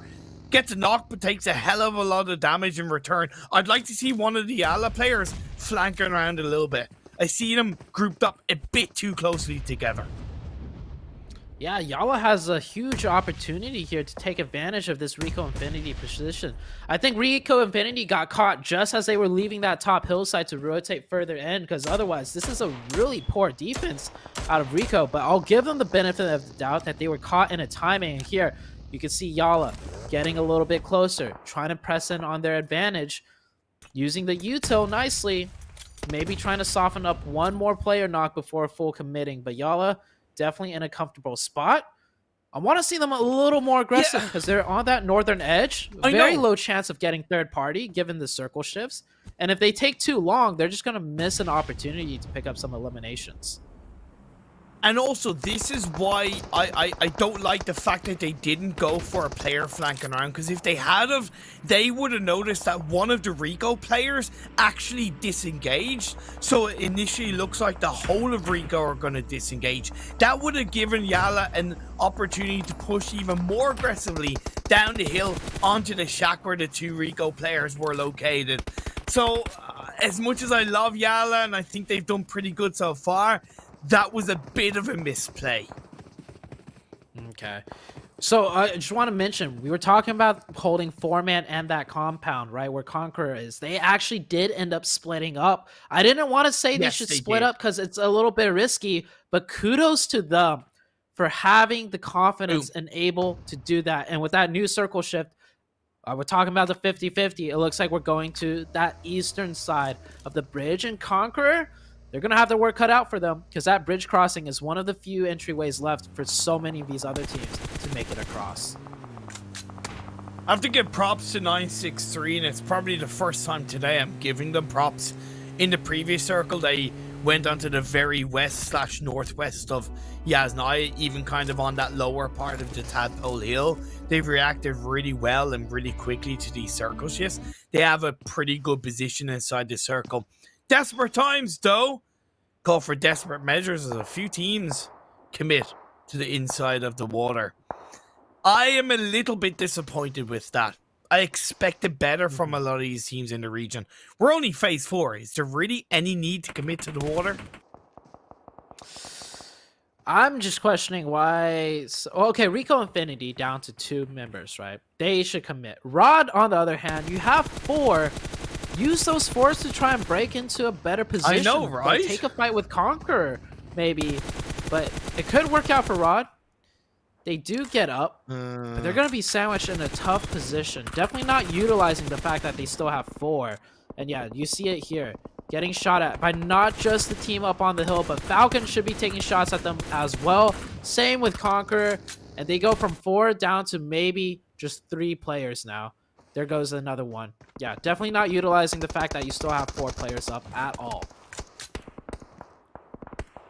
I low-key disagree that Rico should have done it even though they're down to 2. I get your logic, but I just think the timing of it, like phase 5, I would have got it as a 2-person team for Rico. Either way, this game is continuing on. K12 in a not a bad spot, but a bit of a trickier spot. YaLLa get engaged upon by RTG. I don't know exactly when that happened, but yeah, RTG realizing that, okay, well, most of the spots inside this circle are taken. We'll just kind of play outside, take a fight, and will win a happy days for them. Yeah, they pick up some elimination points. The only problem is they're still having to make their way into the zone, and all the edges of the map is occupied now. The only thing that's left for them to do is maybe do the same thing, just drive straight into the water. And I think, yep, that is indeed what they're gonna do. Rough times, right? I mean, we talked about it. This water, this river, and the lake will come into play, and teams are forced to kind of utilize it, even though it's a little bit early on for your taste. Like, it's only phase 4. What's stopping RTG from just hanging on the edge of the circle in the blue, heal up a bit, see where the next circle goes, and then decide if a swim into the water is the best option? I'm sorry, I'm just a little bit perplexed by the decision making from these teams. Either way, CONQUEROR are going to look to pick up elimination after elimination with the help of Falcon on the underside. The next circle is about to pop, and it shifts up north. It's a ping pong, baby, and it's YaLLa Fields in play. Ooh, Falcon in a very good spot. 963 also Nigma Galaxy. They just have to entry their way in just a little bit. But yeah, this is the fields. These fields don't have much hard cover. There's some hay bales, but there are quite a few interesting dips on the southern side of the field. And then on the northern side, of course, we have the shoreline side for these teams to try and fight for and control. 963 3-1 split, but they have the smaller part of the road on that western edge. I don't know how Rico are still alive, but they're still alive as a duo, so I suppose credit to them. Call them the mermaids of the water. We'll have to wait and see. Rad swim their way in, and NASR are going to engage upon K12. NASR looking to protect their position on the southern edge of the circle. They send Batika into the edge as a bit of an anchor point.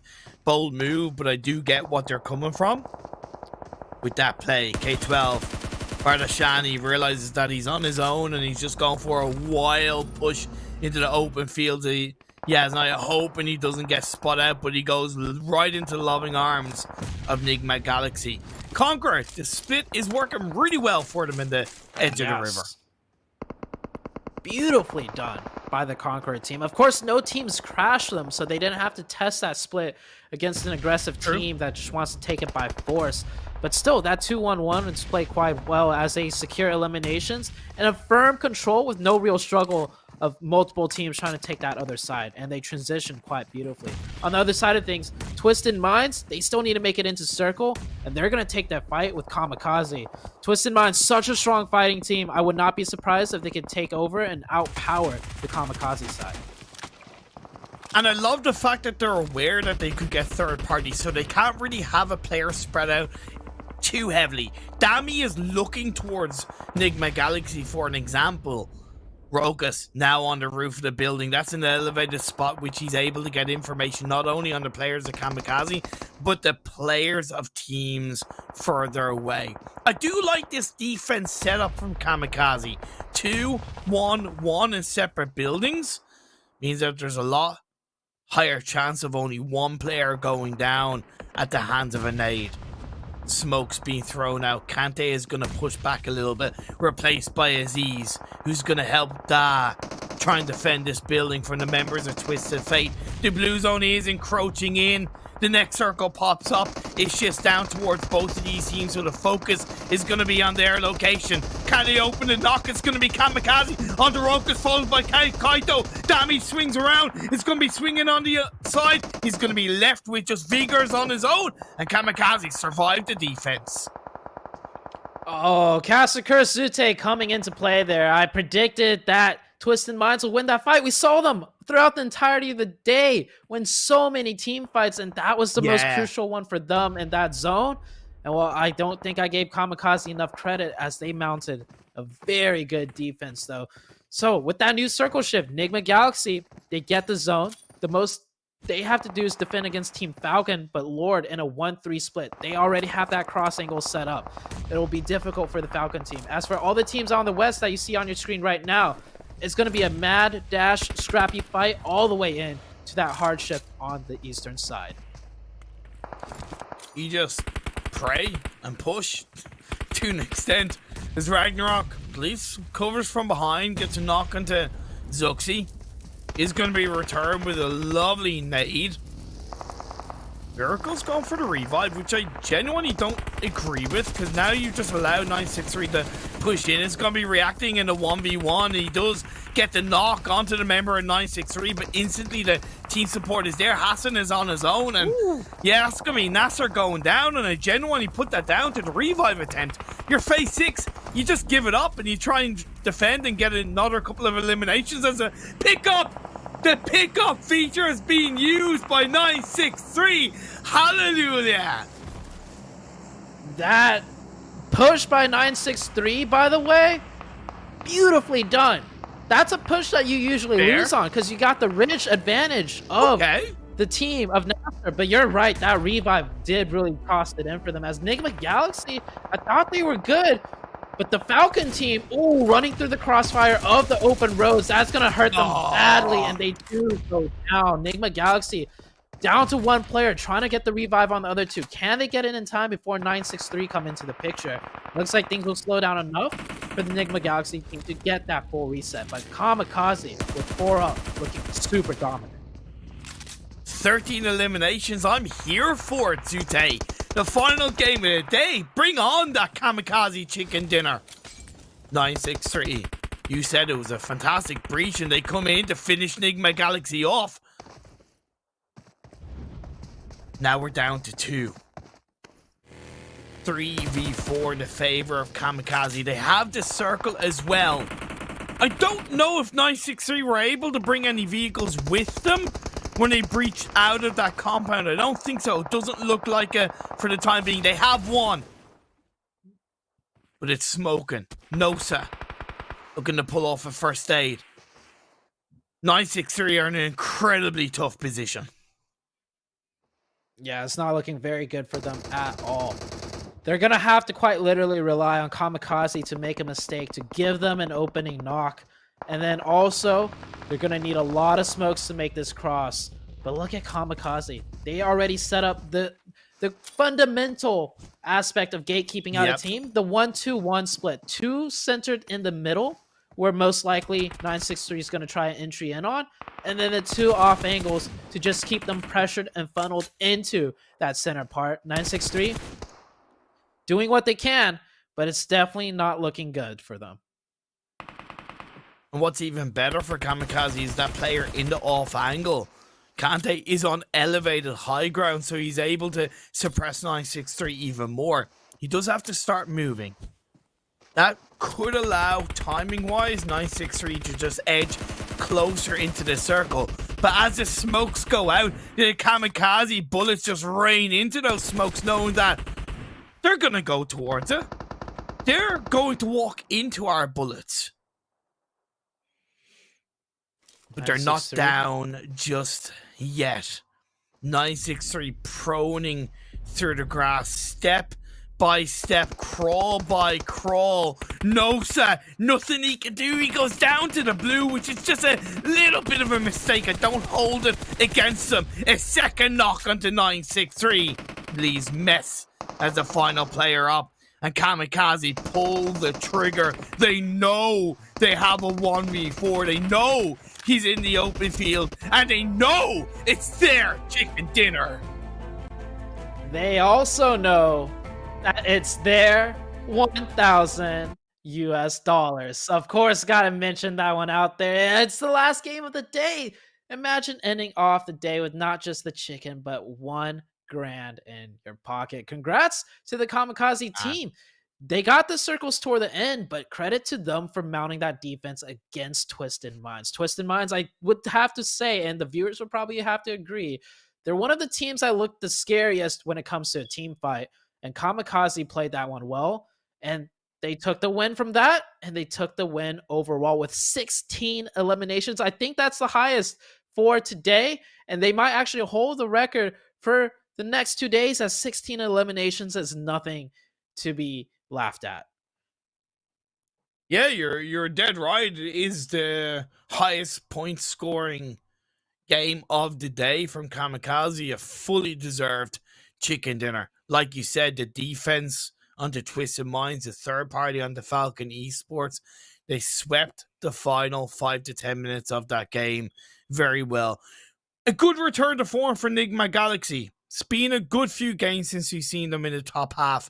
14 points garnered. We'll see them end day one of the first Super Weekend on a high note. Props though to CONQUEROR Iraq.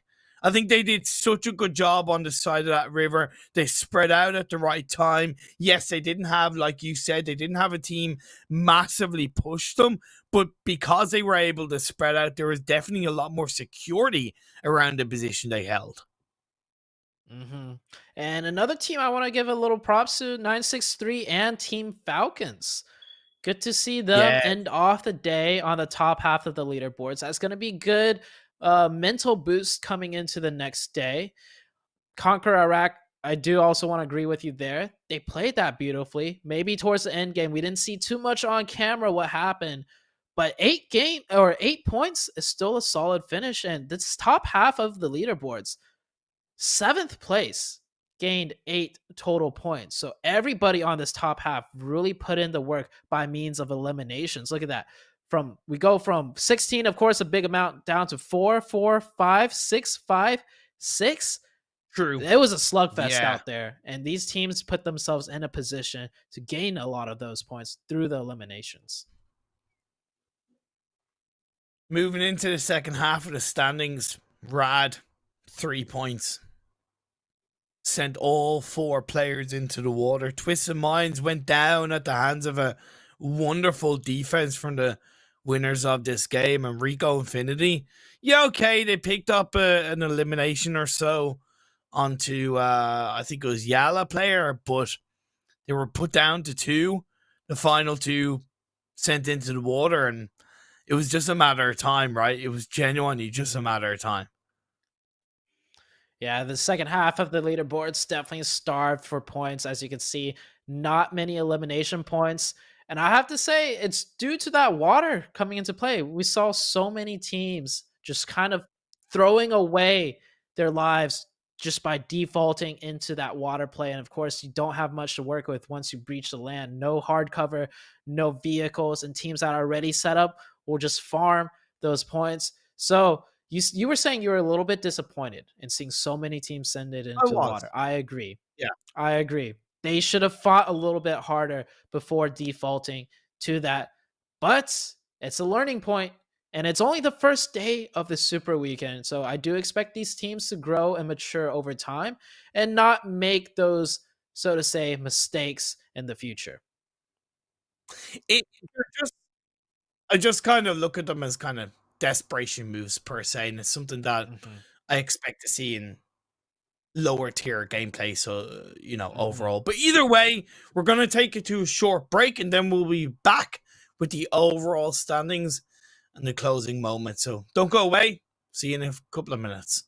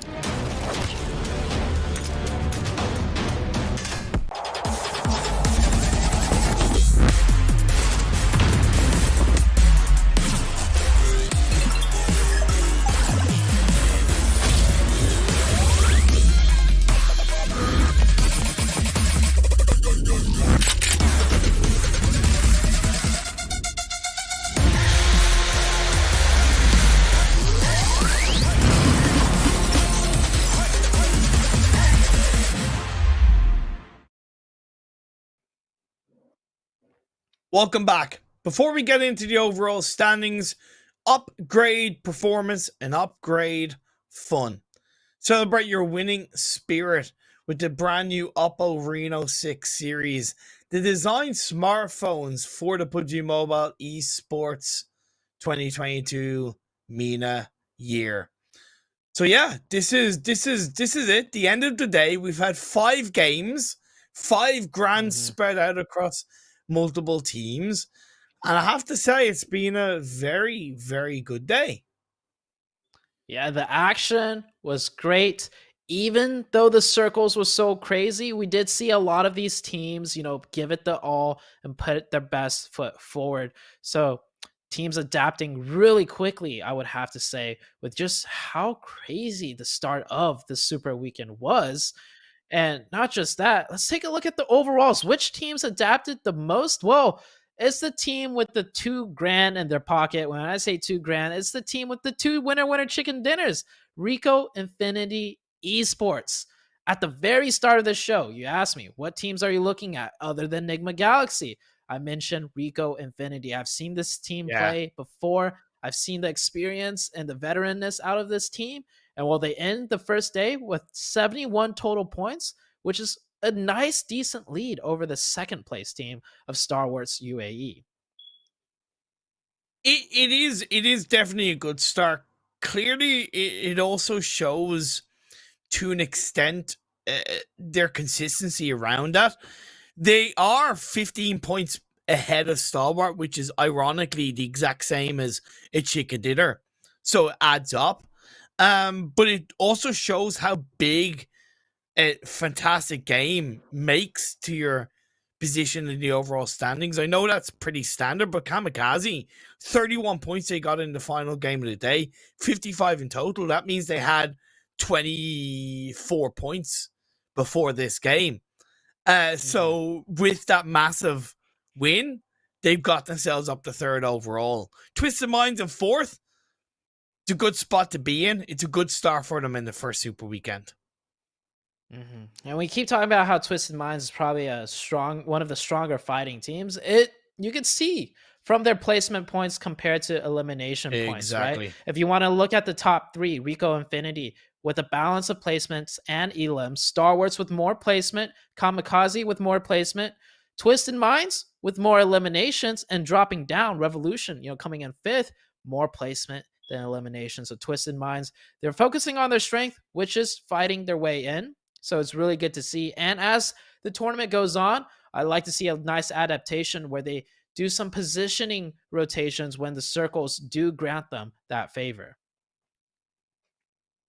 And that's where I'm looking at Rad and RTG to really kind of drive home what you're saying a little bit about Twisted Minds. The difference in placement points and elimination points between Rad and RTG together, 27 and 15 for Rad, 24 and 16 for RTG. I'll always say, of course, it might extend a little bit more the further you get into a tournament, but I always look at a point difference of 10 to 15 between placement points and kill points. 10 at the kind of early part of a tournament and 15 the further you get in. At the moment, it's 12 for Rad and 11 for RTG. And you might be looking at that going, well, it's only the first day. Yeah, you're right. But we don't want to see that pattern continue from those two teams, right? We want to see them recognize that and go, okay, we need to be a little bit more aggressive. We need to pick up extra elimination points. Hopefully not at the loss of placement points, but still try and balance it out. Going into the second half, really surprising to see Nigma Galaxy down here, but this is a team that really focuses more on consistency over the long-term format, right? This is such a veteran team that they're able to adjust and adapt very quickly because they've played in so many different tournaments. So I won't be too surprised by the end of the 3 days for this Super Weekend. We see Nigma Galaxy around the top 5 at the very least, but we'll have to see as the next days play out. 963 following close behind them with 29 total points, and then it does kind of just trickle down as far as what teams have gotten 1 points. And NASR, those 2 0-point games in the first 2 games really does hurt them overall, as they're sitting in 12th overall. Yeah, and I think 963 being 10th is actually like not a bad thing considering the horrible day they've had, whether their own mistakes or otherwise. And again, I don't mean that in a bad way. It's just recognizing that it just hasn't been a good day for them. That can happen. It's the first day of Super Weekend. Like I mentioned, I think it was at the end of game 3 or something. For a lot of these, for a good few of these teams, I think they do need to recognize, and they will recognize, that they will be in a position of really fighting to be in the league finals between that kind of 10th and 16th, 10th and 18th place position. Because as we get into League Week 2 and League Week 3, and some of those teams might not qualify for the second Super Weekend, teams who didn't qualify for the first one will qualify for the second one. So I think it's really important to recognize that in these next 10 games, these next 2 days, that you need to get as many points as possible, so it takes away a little bit of pressure 2 weeks down the line. Fully agree with you on that one. This is, after all, not a sprint. It is a marathon. And even after the Super Weekends are over, right, it leads into a finals. So there's even another extra step past the whole Super Weekend format of things. And I think that overall is the best part about these tournaments, right? It gives the teams a lot of games to work and refine their skills so that by the end of the year, they're the best versions of themselves. I know I keep jumping ahead to like the end of the year. We're still early on, but it's this journey, this culmination of everything starts from here on out. And it's a year-long process that ends in an ultimate bang, so to say, Imperium. And I said it better myself. Well, that's us done for the day in PMPL Arabia English broadcast. Thank you so much to everybody for tuning in and all the support. Like, it's been notified. Keep up to date. Hashtag PMPL. Follow us all on the show, socials, etc., etc., etc. See you all tomorrow for another day of fantastic PUBG Mobile action.